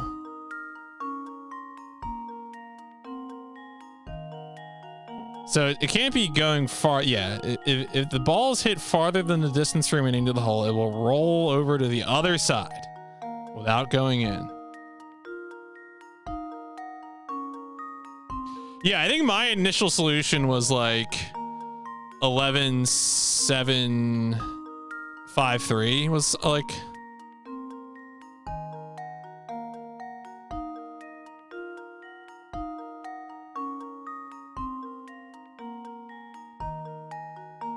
I mean, I feel like I almost just 3 is impossible because they're all in numbers. Well, no.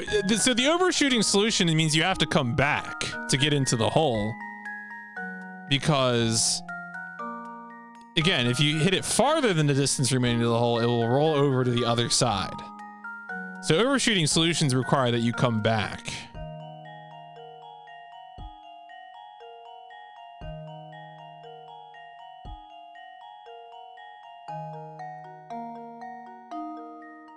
All right, whatever. I'm just gonna do it. I'm just gonna put three in. Consider this puzzle solved.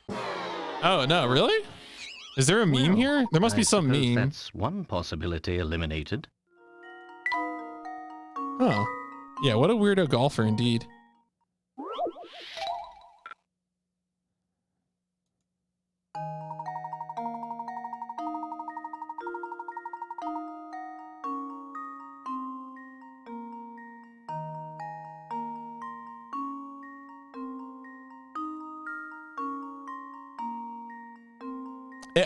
I must be misunderstanding the puzzle.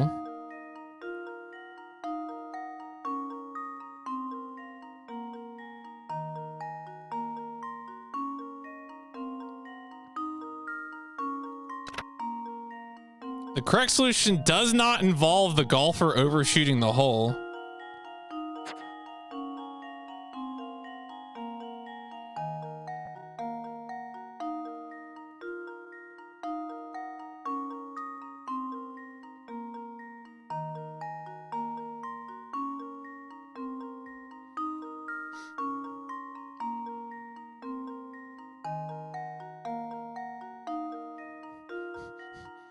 All right, now I need to know what this game thinks are hints for this. For the hit each putt straight to oh, 3 dimensions, or I mean 2. Yeah.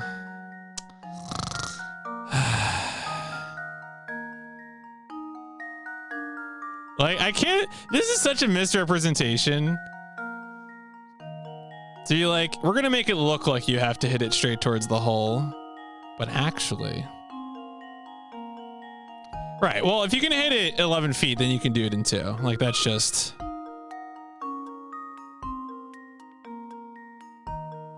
Yeah, it's just. And now to test my theory. Yeah. Boo. Huh.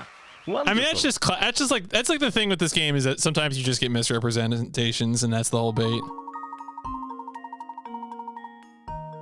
No one ever said the golfer had to put the putt directly toward the hole, did they? Hmm? Even though we drew it that way?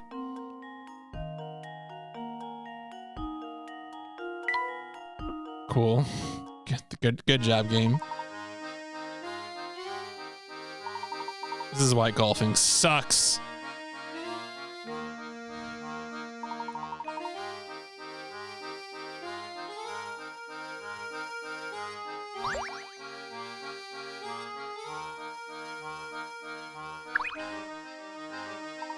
For your own sake, don't go around spouting off about the you-know-what box. Bringing that topic up in the wrong places could you a lot of ugly looks, and who wants that? I mean, every look I get from you is ugly, pal. I know what's growing in the field. Destiny.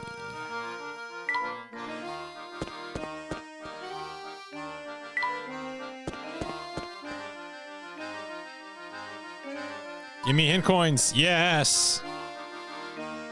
Yes.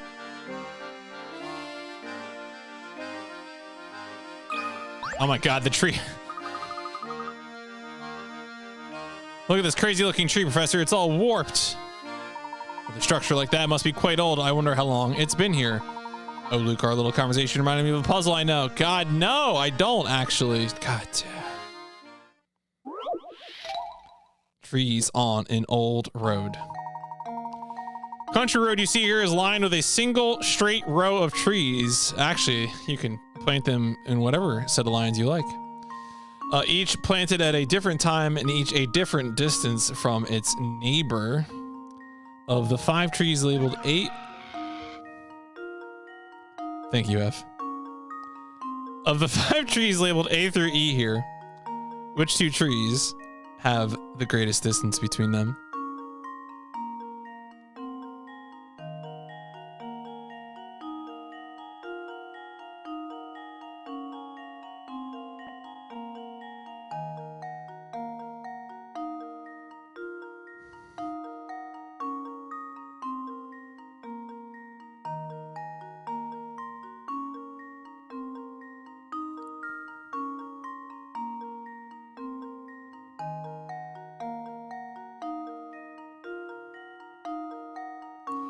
A single straight row of trees. Which trees have the greatest distance between them? Isn't it just the ones at the beginning and the end? Study the diagram carefully.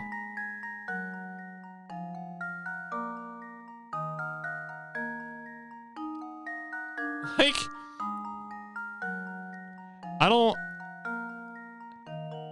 What part of the tree are we measuring to what part of the tree? Like, what? I don't... You don't need to know. It's just the greatest distance. I don't care. I want to be wrong. I'm mad. I'm salty now. Okay. What was the puzzle? That was almost too easy.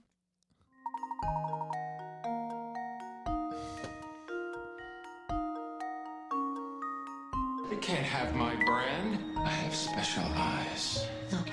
Look with your special eyes. My brand. My brand.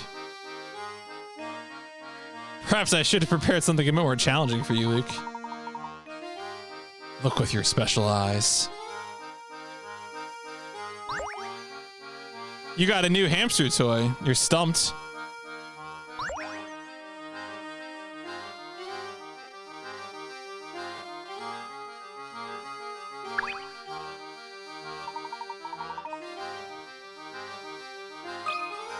Oh my god. Hey there, fella. I'm in a real bind here. Help an old gal out, will you? What's the problem, madam? My sweet little bird fell down a hole in the ground there. I want to help the poor thing, but I just can't reach her. Do you have any ideas? Something we can try? We're going to send a dog down there. So I'll get the bird out. Laurel's poor little bird has fallen down a long, winding hole in the ground. In front of the bird are 3 paths labeled A, B, and C. Which tunnel should the bird take in order to make it back above ground? Yeah, how did this bird do this? I mean, I guess we just got a memo. Yeah, just shoot him. All right, ready? We'll just test it.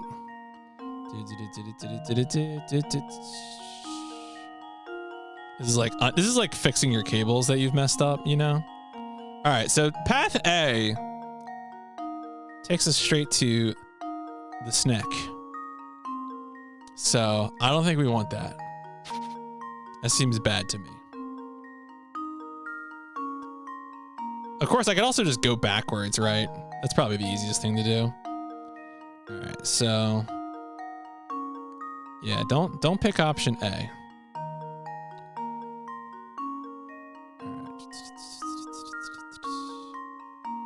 I think this, yeah. This connects to option B, right? Did I draw that right? Yeah, option B. Okay.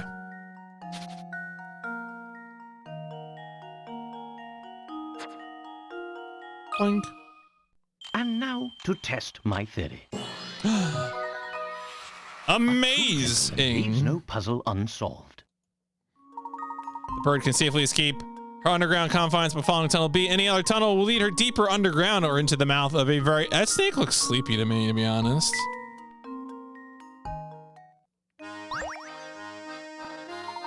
There's my little birdie. I was worried she'd be stuck down there forever. I wish I had some way of thanking you properly. I have this tea set and these lovely herbs. The tea set minigame. The ingredient oasis leaf. Use it to create tea blends. The ingredient brisk berry. Use it to create tea blends. The ingredient bell tart seed. Use it to create tea blends. To access the tea set, touch the trunk icon, then touch the tea set icon. The tea set lets you mix and brew a variety of herbal teas. Add multiple doses of an herb to increase that herb's effect in the tea. All right.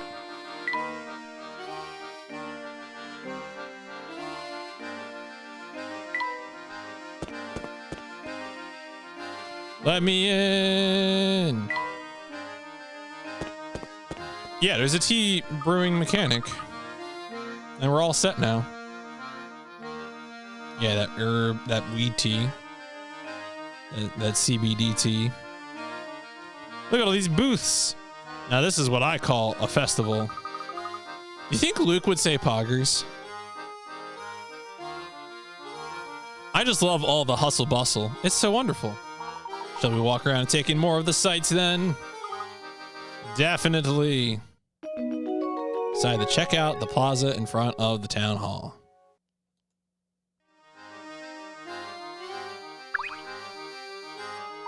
Jacques! Parting with one so dear to your heart is even more painful than the tightest wig. When she was a child, I used to read to her until she fell asleep. When she looked just like an angel. Luke seems more of a pog fellow than poggers. Fair. Nothing hurts so much as separation's knife. I wasn't expecting one as young as yourself to fully understand a pain such as mine. Don't mind me, I'll just excuse myself now. Though he was carrying on, you would think he just got dumped. But he seemed sad in a different way, didn't he? Best not to pry too deeply into the private affairs of others, Luke. It's not becoming of a gentleman.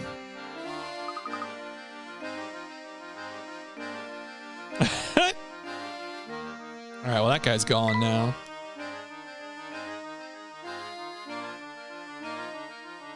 Coins. These are all posters of cows. Oh my god. Look at this little monument here, Professor. Appears to be commemorating something. Why don't we take a closer look? And make it into a... Oh, the secret message. On the day Dropstone was founded 50 years ago, the villagers toasted with red wine and danced late into the night. They also built this statue, engraving it with the word red and the date 8/12. Part of the statue is shaped like a wine glass and can be filled with water from the spout at the top. While the statue describes the villagers' activities on the day of the founding, it can also show where they all found themselves the day after the festivities. Can you figure out where the villagers were? Answer in 3 letters.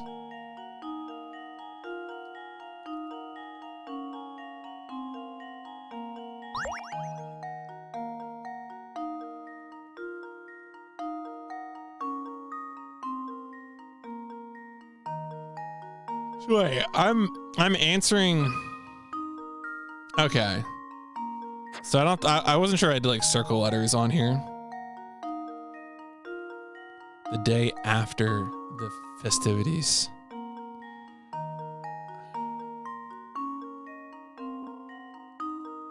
So it's some kind of code is what it is. Is it like letters in the alphabet?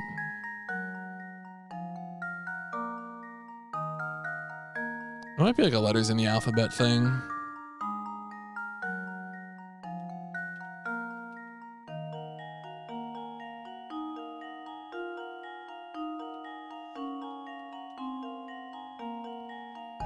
And then, so H is 8. I always forget these. I should know these better.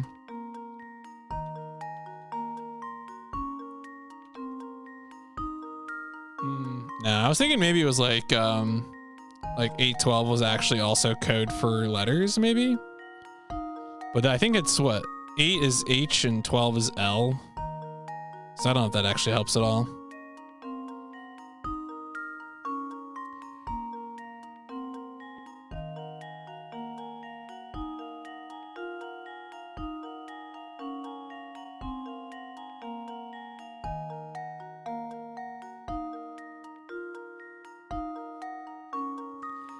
I feel like the whole thing about the water pouring from the top is also meant to be like, I don't know if you can read things backwards or...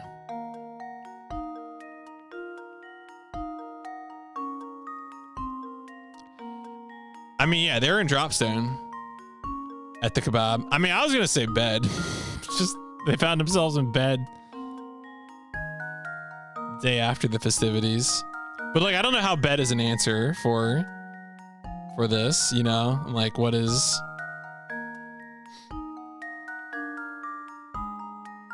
I mean, okay, so here's the thing. If it fills up with liquid, will this come to read bed? Maybe that's it. Maybe that's just the reflection. I'm gonna answer bed.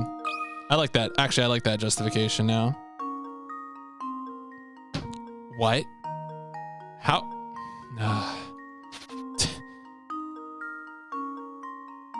Okay. All right. No.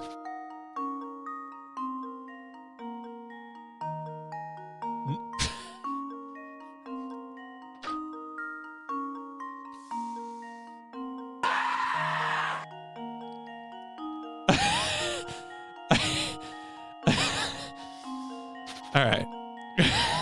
This is fine. This is fine. How does it want me to write? How is that a T?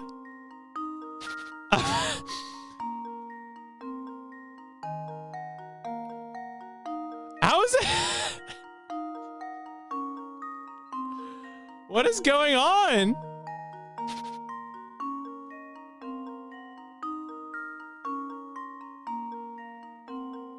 Can I write like a lowercase b, maybe? No.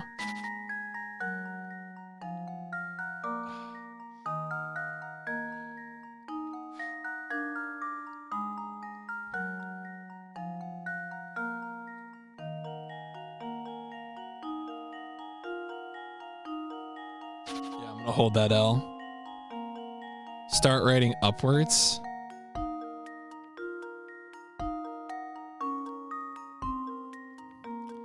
That's, I guess.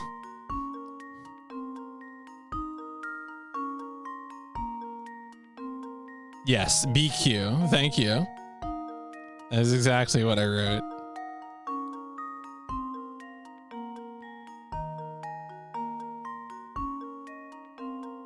All right. Whatever. The BQE is about to fall apart. All right. We're all going to live longer than the BQE. Consider this puzzle solved. All right. Yeah. So it was the water's reflection. And okay. there we have it. Da da da da da da. Yep. Creates a reflection that transfers the engraving to 813 bed.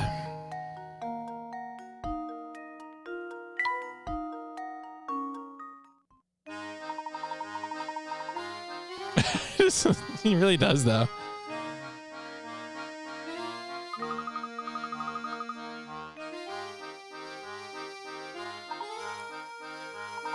This fact just invites more questions. Why did this founder come here in the first place?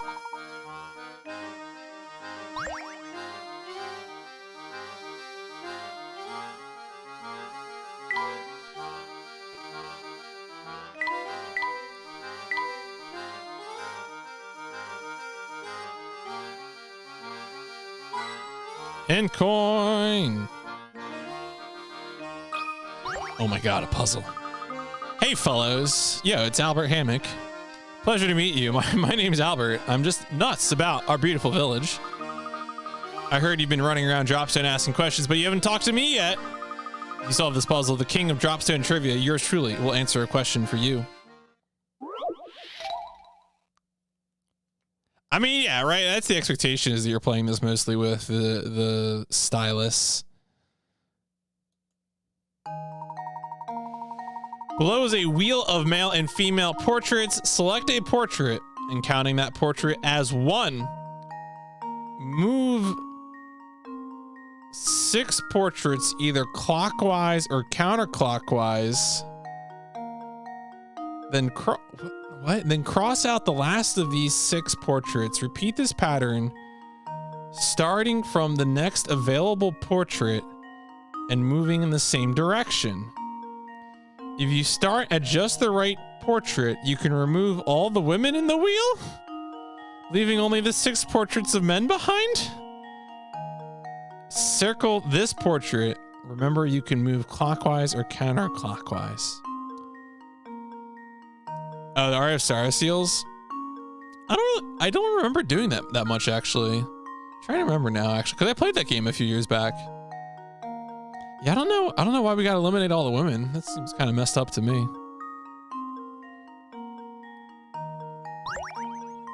All right, can I actually like play around with this? Oh, I can draw on it.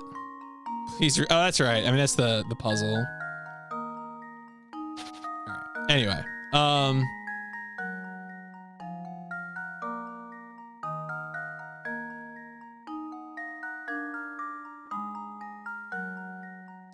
okay. This is okay. Select a portrait and count that counting that portrait as 1. Move 6 portraits. Oh, either. Okay. When it says move 6 portraits, does it mean the portrait you selected is moved 6 spaces? It does not mean then moves 6 other portraits. Can I get a judge? Judge.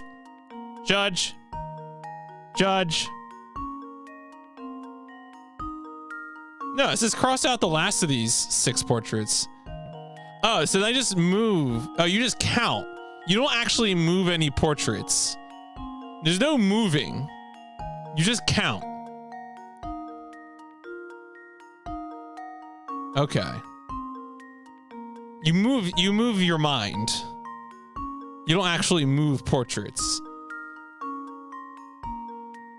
That is when you write move 6 portraits, the portraits occupy spaces. If you said move 6 spaces, that makes sense.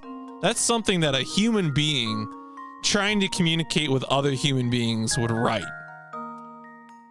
I wouldn't say like move. I would say move 6 parking spaces, not move 6 cars. That would be ridiculous. Because if I said move cars, you would think of actually moving the cars. Move 6 portraits either clockwise or counterclockwise. I mean, you could take each of the 6 portraits and move them either clockwise or counterclockwise. I'm not seeing the problem here. It's just the direction you're moving them in.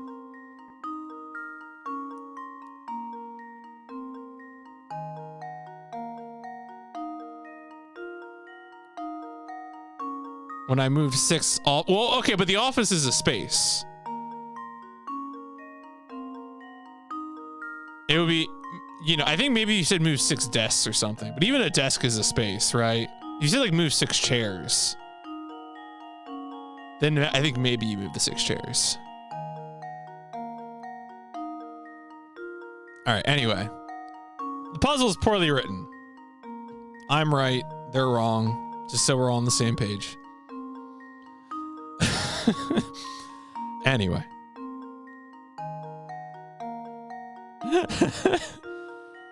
Right, well, the portrait occupies a space, is what I said.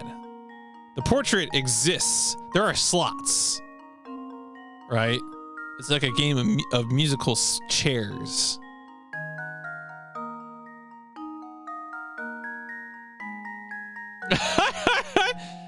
You get what I mean because I'm an effective communicator, unlike the video game and the author of the puzzle. I understand.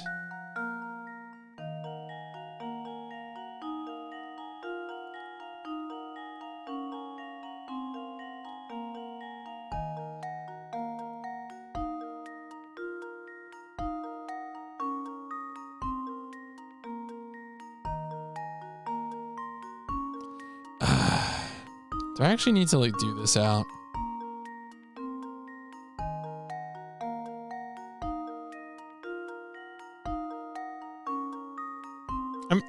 Sally is just ridiculous. Jersey education, please.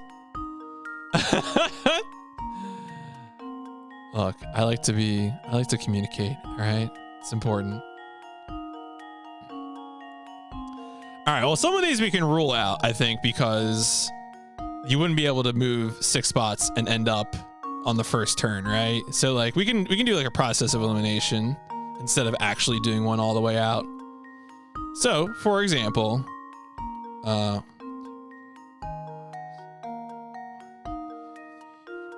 Right. So either way, obviously, initially they have to be across from. So like we can rule this one out and this one out. We can like no, and then no. You got to be across from someone.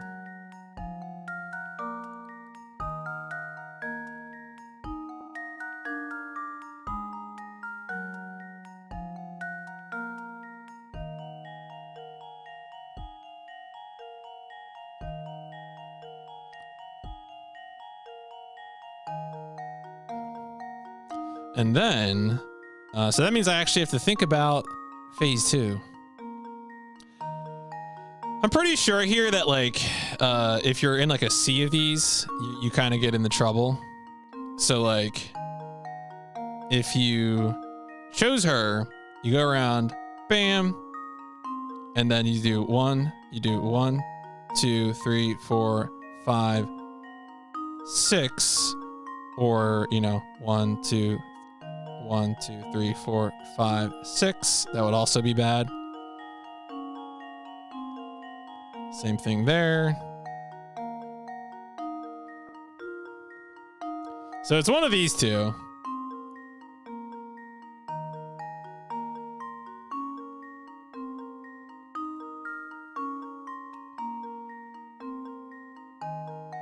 Well, wait.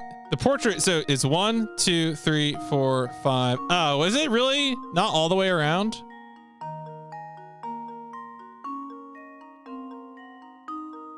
Oh, you move 5 spaces. Counting that portrait. Well, 1, 2, 3, 4, 5. Ah, you're right. Yeah, I think you're right. You're right. You're right. All right. All right. 1, 2, 3, 4, 5, 6. Okay. So anyway, we can still eliminate a bunch of these.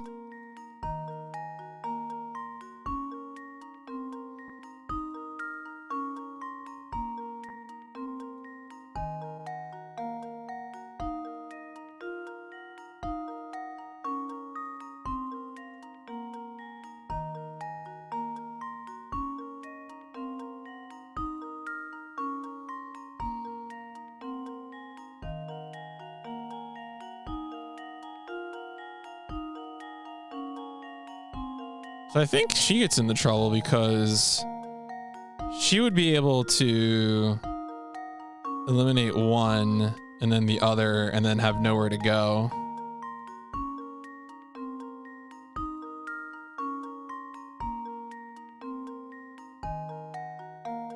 I think the winner is this one, right? I'm just gonna do it. I'm kind of tired of this.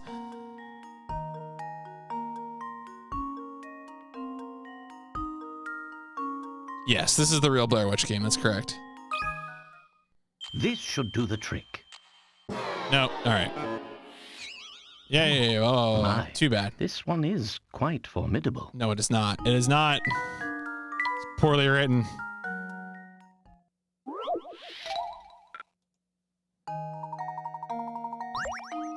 Yeah, I just that's kind of the thing is like I just want to. This should do the trick.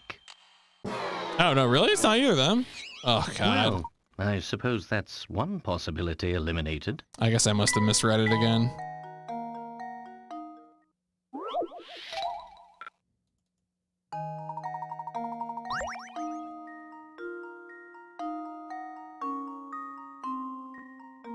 Maybe it actually is the maybe it does. I don't know actually.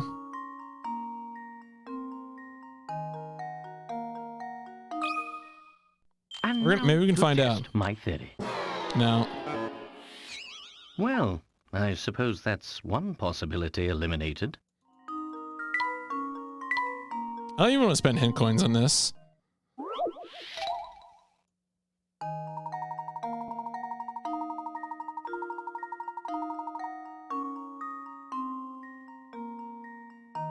It doesn't actually say I have to select a female portrait, does it? Yeah, it doesn't.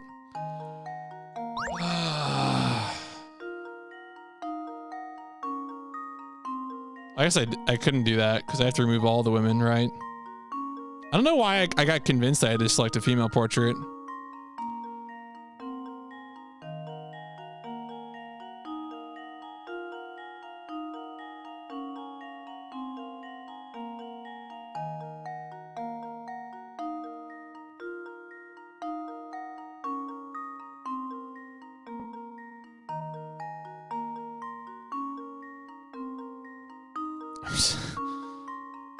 Yeah, whatever. I'm just gonna start. Okay, so start the right portrait. I'm just gonna start selecting them.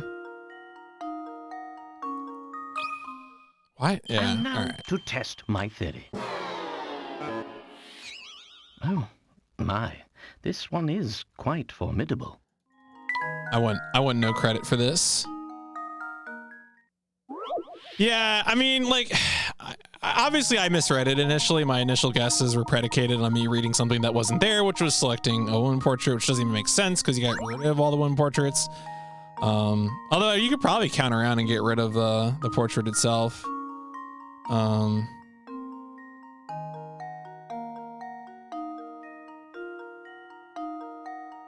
Eventually.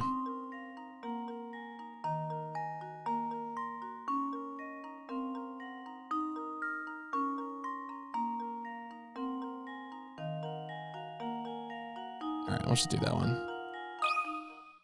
Consider this puzzle solved. All right, sure, whatever. A true gentleman leaves no Deeply puzzle uninteresting. unsolved. Oh, really? I only went down to 24 out of 30. Yeah. Boring.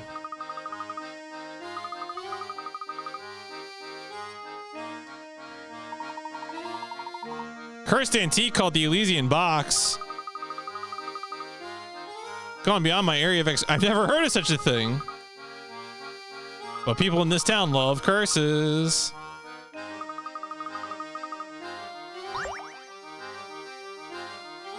All right, well. This building appears to be the town hall. Looks like it's closed for the day. This reminds me of a puzzle. Ah, jeez. The mayoral election. 3 people at odds with one another are running for mayor in the upcoming town election. Including these 3 candidates, the town has a voter population of 40 people. In order to win, a candidate must get more votes than any other candidate. They call that a plurality.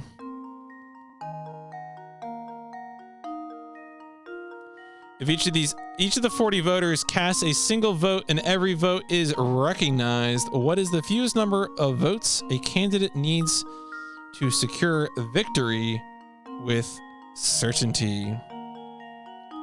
Well, as it turns out,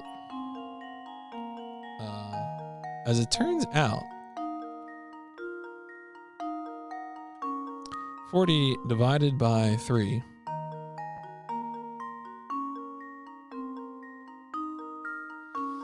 So if they each got 13 votes, that would add up to 39. So that means, well, assuming they all got the same number of votes. So we can't assume that, right?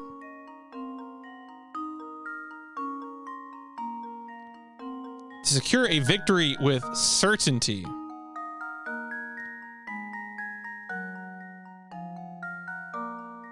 All right, are there any assumptions about people getting votes? Including these 3 candidates, the town has a voter population of 40 people. So we know 40 votes is the number we're working with. And we know, and we assume they vote for themselves. That seems reasonable.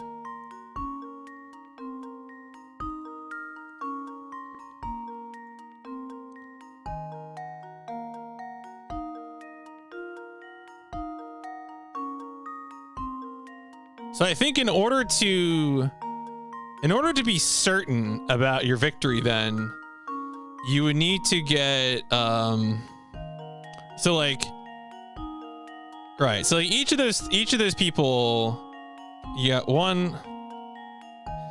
Well, we want the fewest number of votes. So we can definitely assume they each vote for themselves, which means you got 37 remaining, which means that I think if you get, what would it be? It would be,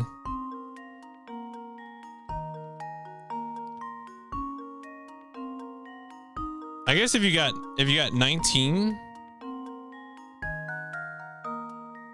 Again, this is assuming someone would vote for the one person would vote for themselves. I'm gonna do that.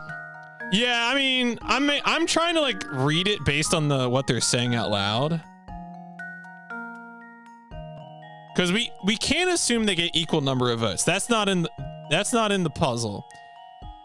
Well, that's why I think it's like they don't want you to say, you know, the 21 or whatever. Yeah, of course you'd vote for yourself. Here goes. No? All right. Oops, that wasn't right.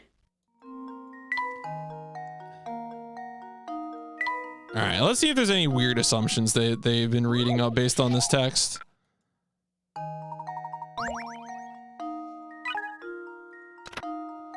How many votes, including... Yeah, okay, great, yeah. Yes, they would vote for themselves, I know.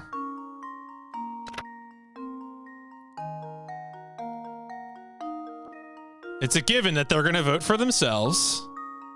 Okay. Leaves you with 37. Did I just miswrite the number?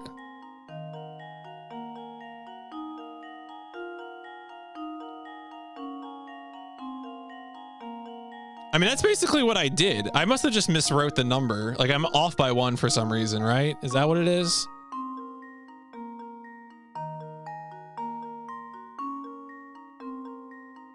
To have the majority in a pool of 37, you would need...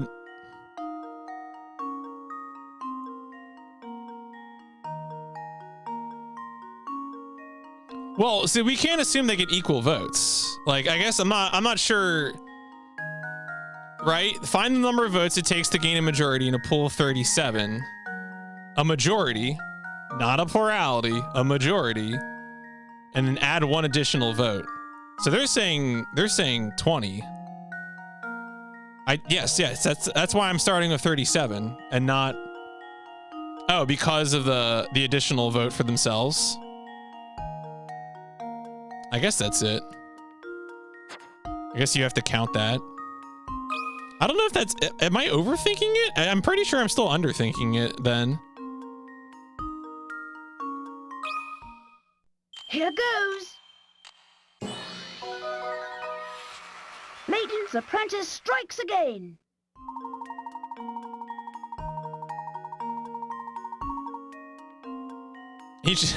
I like the way they guaranteed them voting for themselves was that they dislike the other candidates. That's kind of a funny way to write it.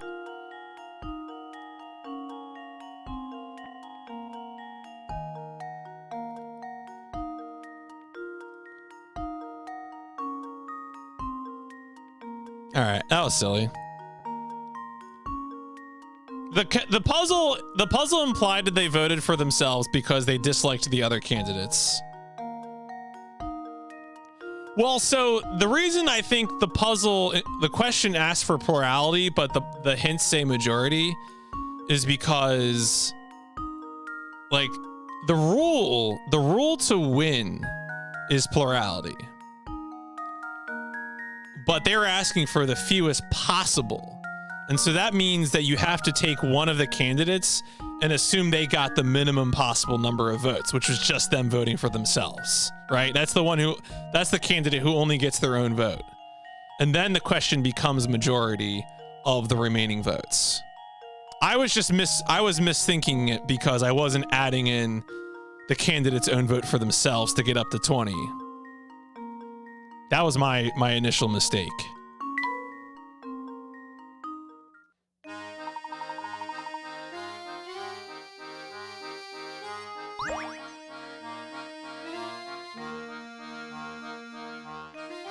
All right.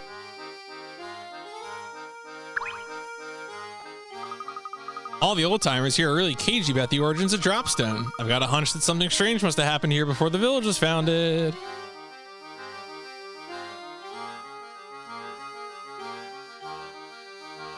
All right, well, I think we've explored the village. Let's go see what the train's up to. Oh. Can you believe this weather? It really is the perfect day for a festival. The answer was 14. 14? Why would the answer be 14?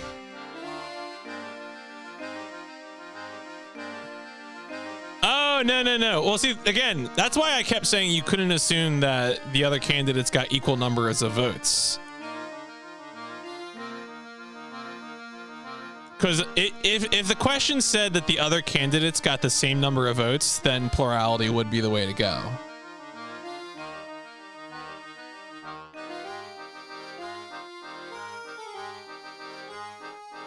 Just because you can win with a plurality doesn't mean that you will win with a plurality. You know, if you have to be certain that you've won, you need a majority of some amount.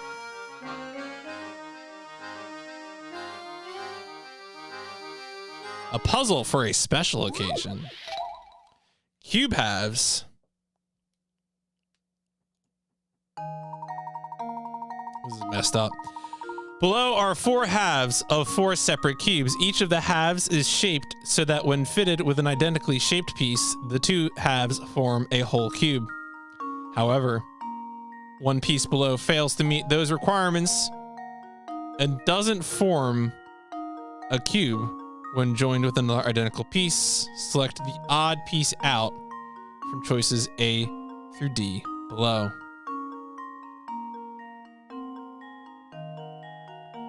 When fitted with an identically shaped piece. Okay. So I guess that what they're asking is, like, can we imagine that if we put an identically shaped piece, it would create a cube? Pretty sure these create cubes. I think that as well.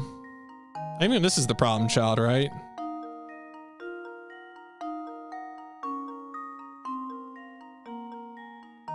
Because, yeah, it is not. I think it's this one.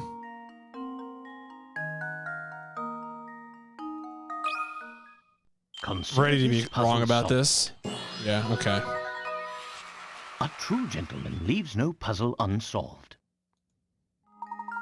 C will not form a cube when joined with another identical piece. Some areas of the shape are just a little too complex to fit together neatly. That's rough, buddy. Still, with only a few alterations, you can never think about this puzzle again. I agree. Have you heard about that mysterious puzzle collecting lady? I hear she gathers and stores all the lost puzzles of the world. How she does it is a conundrum wrapped in enigma-stuffed mystery, or, you know, a mystendrum. Mystendrum sounds like a really bad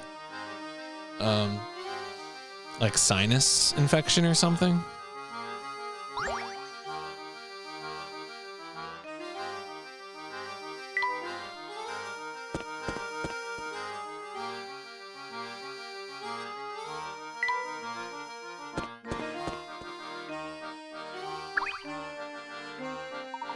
This sleepy little farming place is like the chillest place on earth. The boss is wandering in the village and so is that inspector dude. Tons of stuff to do. The village was founded only 50 years ago. It's quite young for a settlement in these parts. So peaceful here. I really can't believe we'll find any clues about the Elysian box. One of the first rules of puzzle solving is that the answer is often in the unlikeliest of places. Is that really the first rule? So I feel like the first rule is figure out what kind of stupid trick you're trying to pull on me. Game. All right, let's just walk around and see if something new's popped up. Oh, thanks, bro.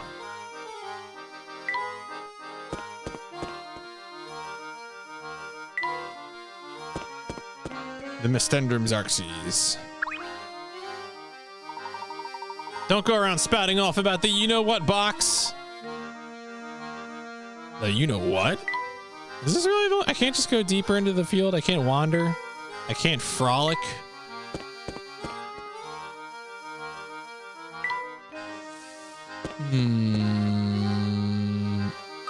Oh, she's got another puzzle. Hello there, you sure have excellent timing. I'm trying to wrap these flowers I grew to give to a friend. I've got a green thumb when it comes to plants, but I'm all thumbs when it comes to wrapping. Help an old gal out, would you? It's a wrap. In order to wrap the flower just like the leftmost drawing, how should you begin your wrapping?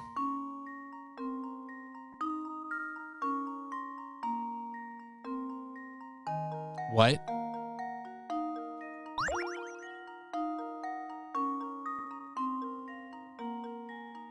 How is the flower being inserted?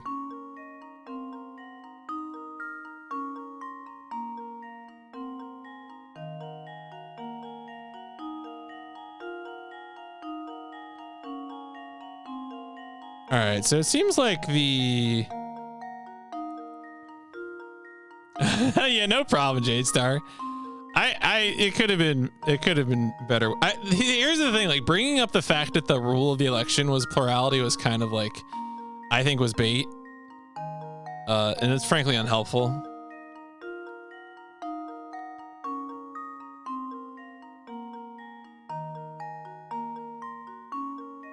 Yeah, Magi's got it right there.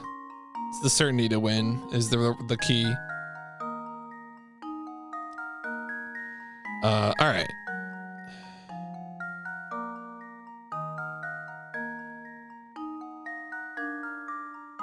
I'm completely unable to visualize this.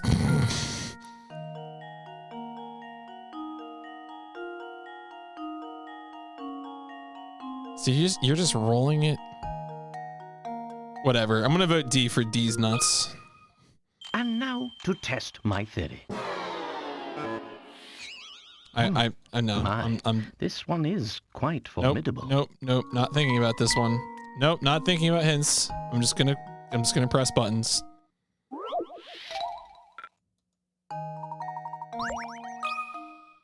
Consider this puzzle solved. No, really? Okay. I guess that makes sense. My. I guess the part that curls is the part that's being attached to the flower is what they're trying to communicate. So I guess that makes okay. So I guess that's what that drawing indicates. Like, look, what this means doesn't make any sense to me. So I guess this is the part that curls around the flower. I guess. So that makes it this one, I think. And now to test my theory. No. Okay. Well. Well, we know which one it is now. Can't win them all.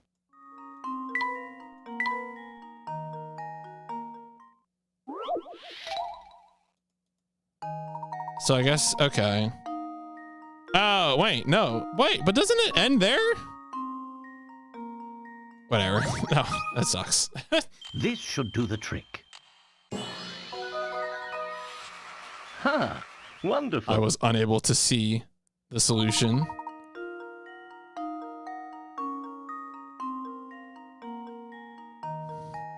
That's not what that looks like at all.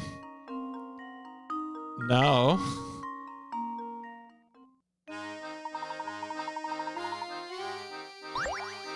A new hamster toy. It's a wrap. Putting in 1 scoop of the 3 ingredients I give you makes a lovely Bell Classic tea. There's a lot of room for experimenting. Try brewing 2 parts brisk berry with 1 part something else. They'll make a sweet, crisp tea that is just wonderful. And if you happen to pick up more ingredients, try creating some infusions of your own. Yeah, but then look, no one has paper. What is this? What is this, 1980? Please. Grab a piece of paper, he says. Sheesh. Sheesh. Sheesh. All right, are we good now?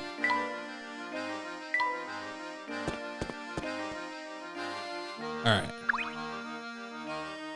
Just this paper. Just milling about with paper. All right. We good here?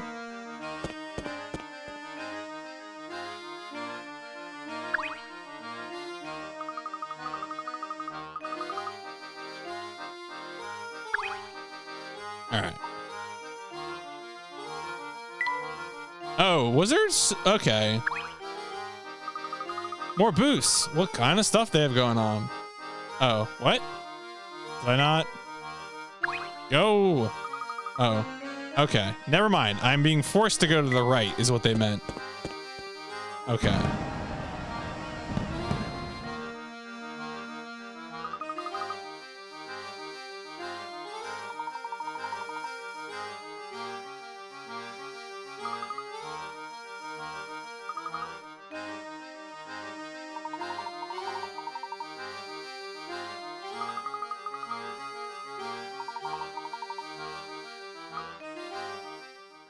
All right, livestock competition. Walk around until the livestock competition starts. A burger wrapper is trash. You put trash in the trash can. Otherwise, you end up living in squalor.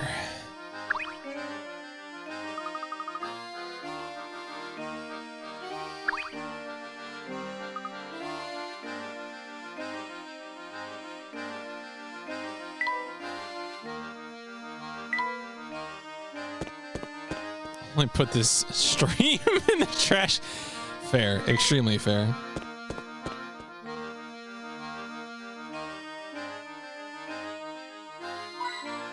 Ant coin.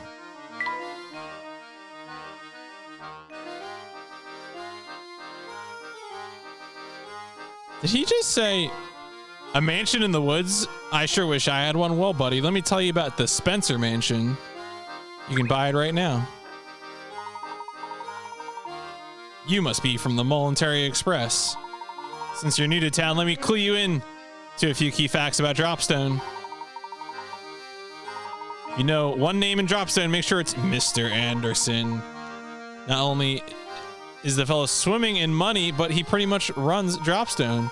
But he's a swell guy who treats everyone with respect, even the mailman. That'd be me. I always say you can tell a heck of a lot about people by the way they treat their local mail carrier. That's why Diego loves the mail carrier, because he borks at him. Spends all his time fretting about his daughter. I just saw a pair of unusual characters head up towards Mr. Anderson's house. The dude said they were police from London, but something about them seemed downright fishy. Are you referring to Inspector Chelmy? Chelmy? Said he had official police business. Bork, bork. What possible connection could there be between Mr. Anderson and the Elysian box?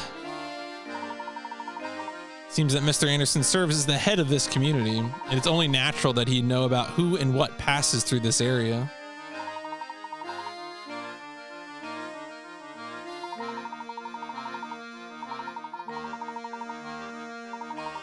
We got a festival going on.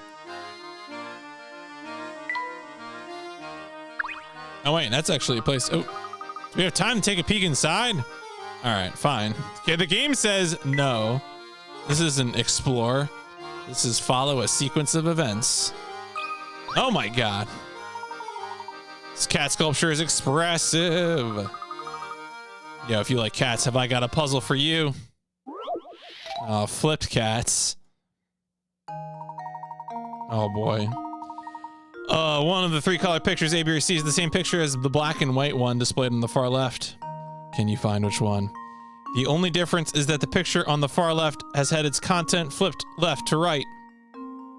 And its color is inverted and changed to black and white. Yeah, it's the same thing from before. All right, so...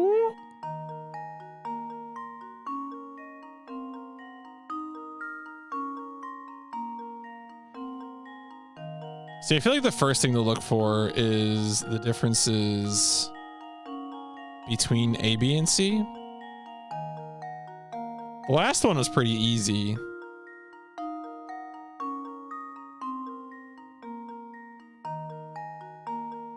I'm looking for like differences in the whiskers, differences in the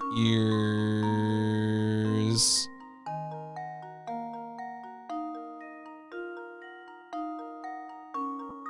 definitely seen him.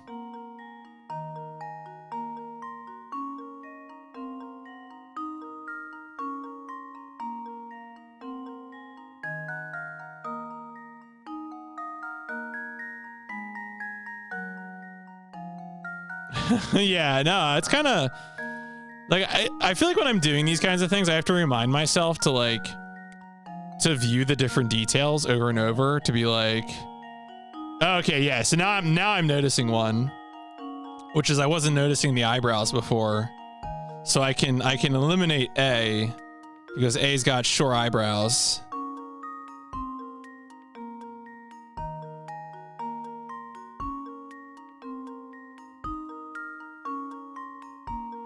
Now I just have to see the difference between, because that's like the thing, like looking at the one that's been flipped and yeah, the eyelashes, yeah. But yeah, A's different. You can tell by the eyelashes or eyebrows or whatever they're supposed to be. And then looking for a difference between B and C. Like a hard one of these, I feel will draw your attention to details that you expect to be different. Oh no, wait, the whiskers, okay. Okay, so the C whiskers don't overlap the stripe in the back. The stripe in the back is narrower because you can tell the curly Q whisker doesn't overlay. So I think it's B. I'm surprised I didn't notice that sooner. I thought I was looking at the whiskers, but I just didn't notice the stripe because of it. This should do the trick. Hooray! A true gentleman leaves no puzzle unsolved. All right, I got it. B is the picture you're looking for. Yeah, cat's eyebrows in A, pattern of the lines in the background in C. Yep. You can always make it look so easy.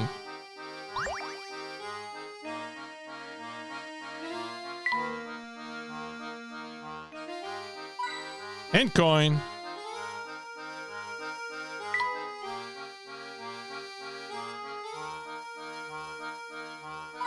Hint coin. Hint coin. It's harvest time, comrade.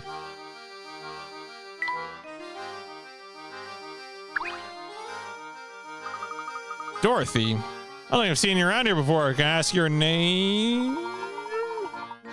I'm Herschel Layton, professor of archaeology at Gresson-Heller University. Welcome to Dropstone. Why does everyone have huge noses? So they can smell Luke and Layton coming from a mile away. A maid at the service of the Anderson family. What brings you to our humble village? My companions and I are after an artifact known as the Elysian Box. Have you heard of it before? Can't say that I have, but the master is quite knowledgeable about curiosities such as that. The master, madam? Keep forgetting you're new here.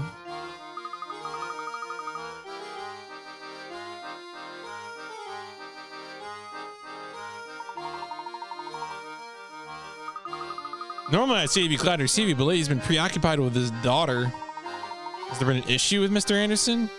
Mr. Anderson. Look at Hugo Weaving in this game. Secretly planning a trip alone. She's planning to run away. Oh no. To cheerfully see the master's young daughter off. The purpose of the trip is to fulfill the last request of the young lady's late grandmother. What was the last request? Whatever the request, it's one that the young mistress seems to feel is extremely important.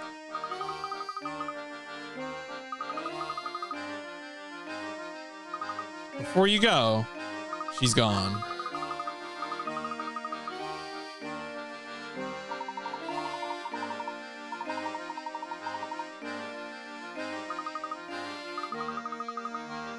They're all robots.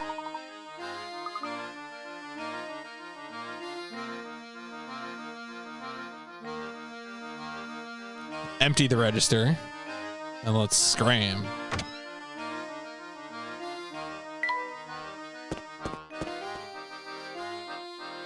Well, yeah. I mean, well, but to fulfill the request of the late grandmother, but we don't know what the request was. Oh my God, a puzzle. Me? I'm a world traveler, but I'm stuck here until I can score a ticket on the Voluntary Express.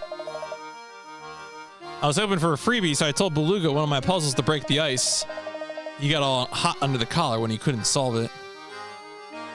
Yeah, Luke, I hear the bank has like 1,000 hen coins. You should go take them, Luke.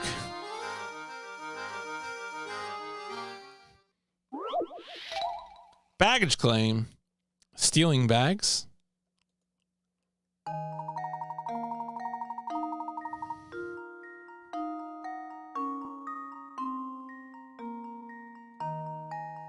What rotten luck.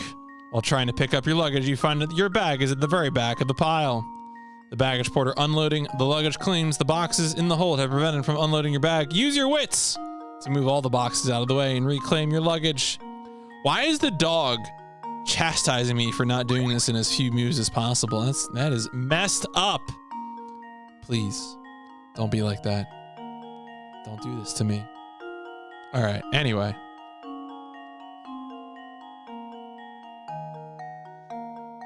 Can I take, oh, okay. Can I just take, oh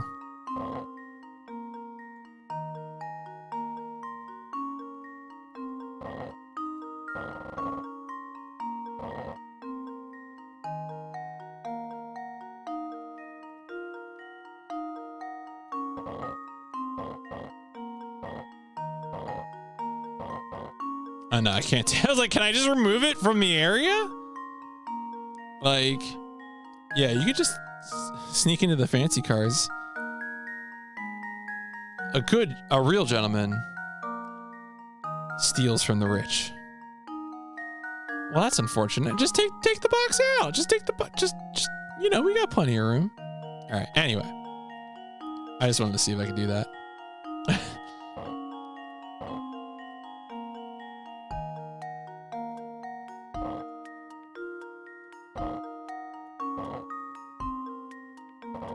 Yeah, but like, okay. Removing the box from the box zone does not mean I have committed box theft. Is that a reasonable take? Am I allowed to say that?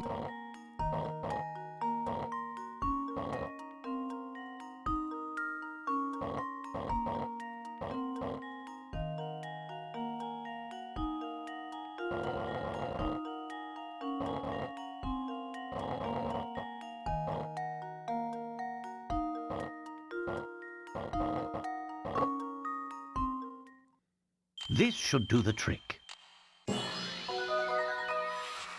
Ha! Wonderful.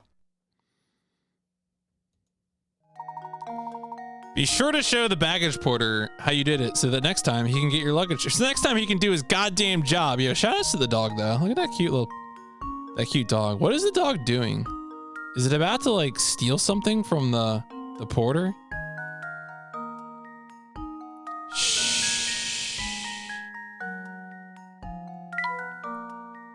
Sometimes I get very focused and I need to reset myself.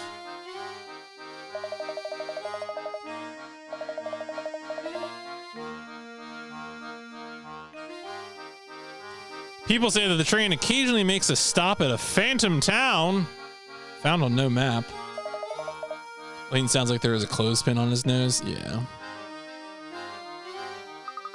An unplotted town. I wonder if that's true. Yeah, I wonder if that's true, dog. Many people are asking. I'm a rambling man. Do you think there are chickens? That's a house. Oh my god. Oh, hen coin.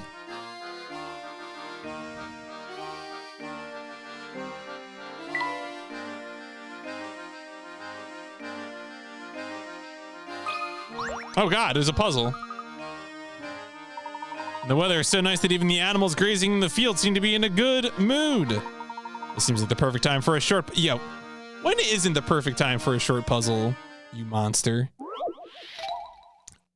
Garbage day. Oh, shit. You have 4 horses, all of which travel at different speeds. In traveling from point A to point B, these horses take 1, 2, 4, and 6 hours, respectively. Do you know if they're moving in a straight line? One day, you decide to move all your horses from point A to point B. However, you can only move a maximum of 2 horses at a time, and you need to ride a horse back to point A each time you return to move your other horses. Knowing you can only move as fast as the slowest horse you're traveling with, what's the fewest number of hours it will take to complete your move? All right, so obviously you're going to use the 1 hour horse for all your return trips.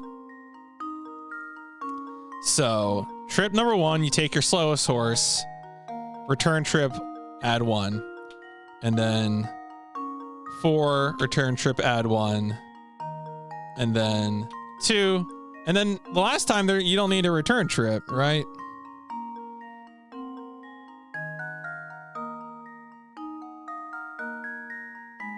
Okay, I think that's right. So it is 10, 12, 14, because you got to add in the time for the return trips.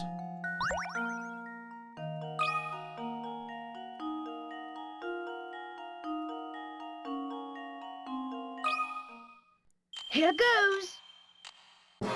No! All right, what did I overlook? Oops, that wasn't right. I like how the game has a generic like failure screen.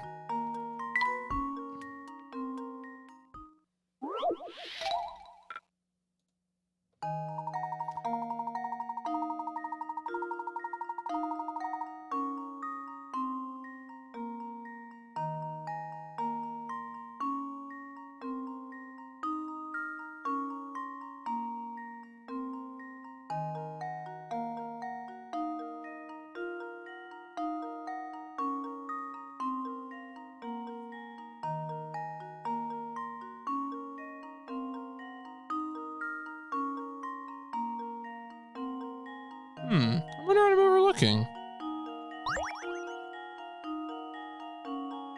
So if I take the 1 and 6, it takes 6 hours, and then I come back.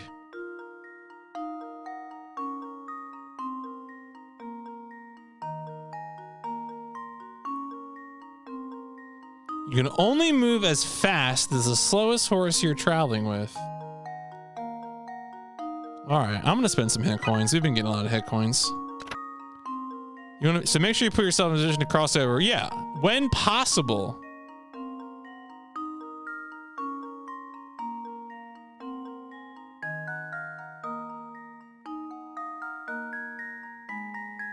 Don't assume you always need to return from B to A. Oh, I get it. I get it. I guess that kind of makes sense. Because in the final trip, we could do it on the 1 hour horse. Yeah, okay. Well, does that make sense? I feel like we're just shifting the hours around then, but...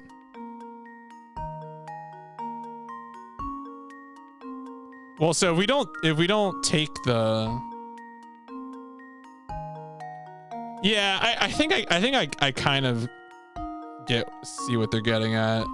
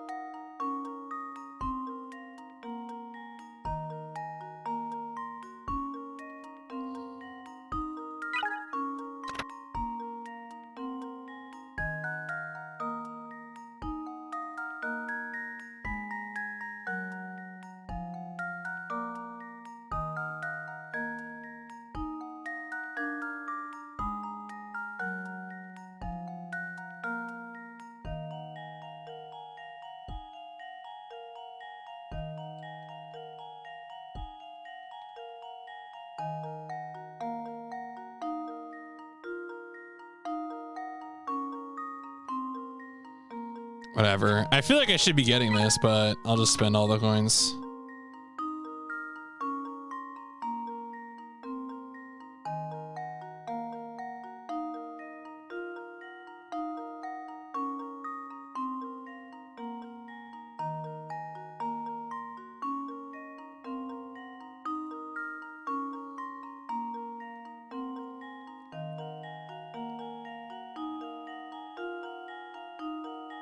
All right, so you're bringing the 6 and 4. Oh, so you're okay because you have one of the horses.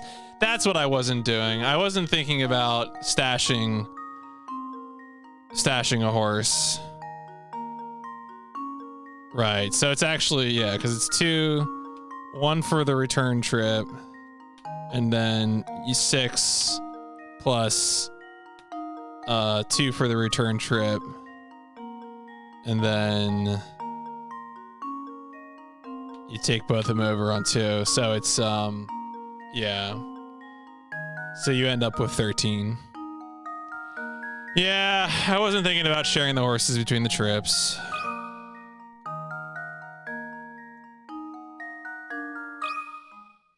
Here goes. Piece of cake. No, I'm not interested. I already paid 3 hen coins. Animals enjoy being surrounded by nature as much as you and I do. No, you two are monsters. Inhuman monsters.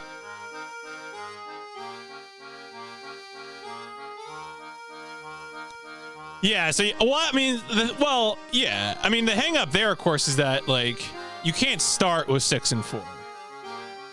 Because if you start with 6 and 4, then you have to make the return trip on 4, and, like, obviously that's bad news bears. Because then you'll have to travel with 4 again. But you just got to do the trip with, you got to set it up. You got to prep it before doing the 6 and 4.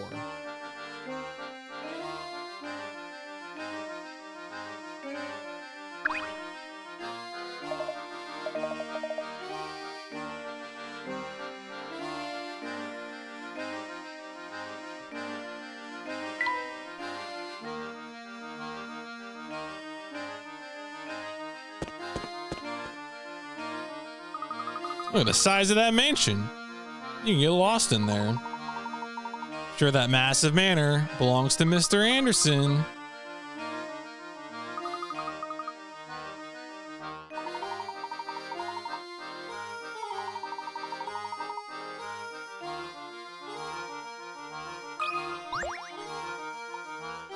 Ugh. Oh, it's Gabe. It's Gabe Newell. Someone shaved him. What are you doing there, sir? Have you had much luck? That's a good question. How many have I managed to catch today? Oh, shit. Fishing net. You've cast a large net out in a pond to catch some fish. The glasses are level. Every part of the net is in the water except for the 2 ends, which you're holding in your hand. The pond's surface is small, but it's actually wider underwater, so parts of your sunken net are invisible from the surface. Assuming that there are no tears in the net and that its rim is constructed of a single length of rope that ends on the shore, how many of the fish visible in the pond will you snare when you pull the net back up? Okay. So this is a question of, like, yeah, I was gonna say this is a memo time. This is memo time. So I assume we just want to, like, what? Why are you windows? I mean, don't windows me. All right, so that one's outside.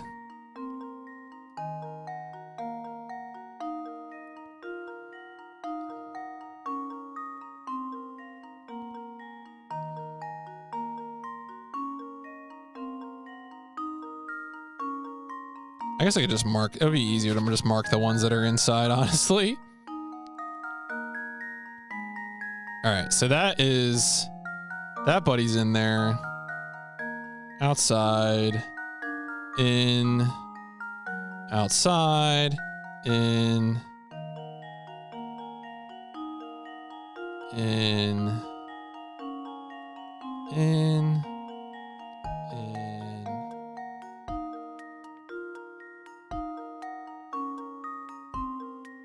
You're in.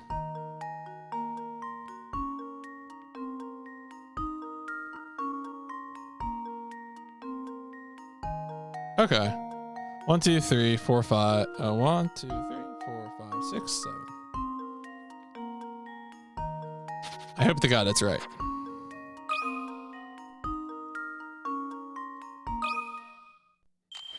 Let's see if this works. Aha! Layton's apprentice strikes again.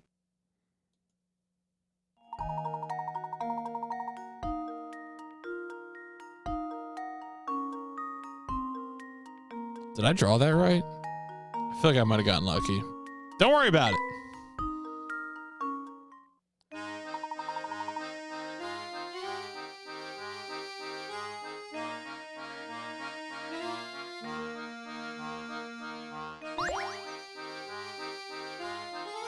All right, folks, it has been 3 hours. I think that means it is an excellent time for me to go ahead and wrap things up for the evening. My current plan right now is that I will not stream tomorrow.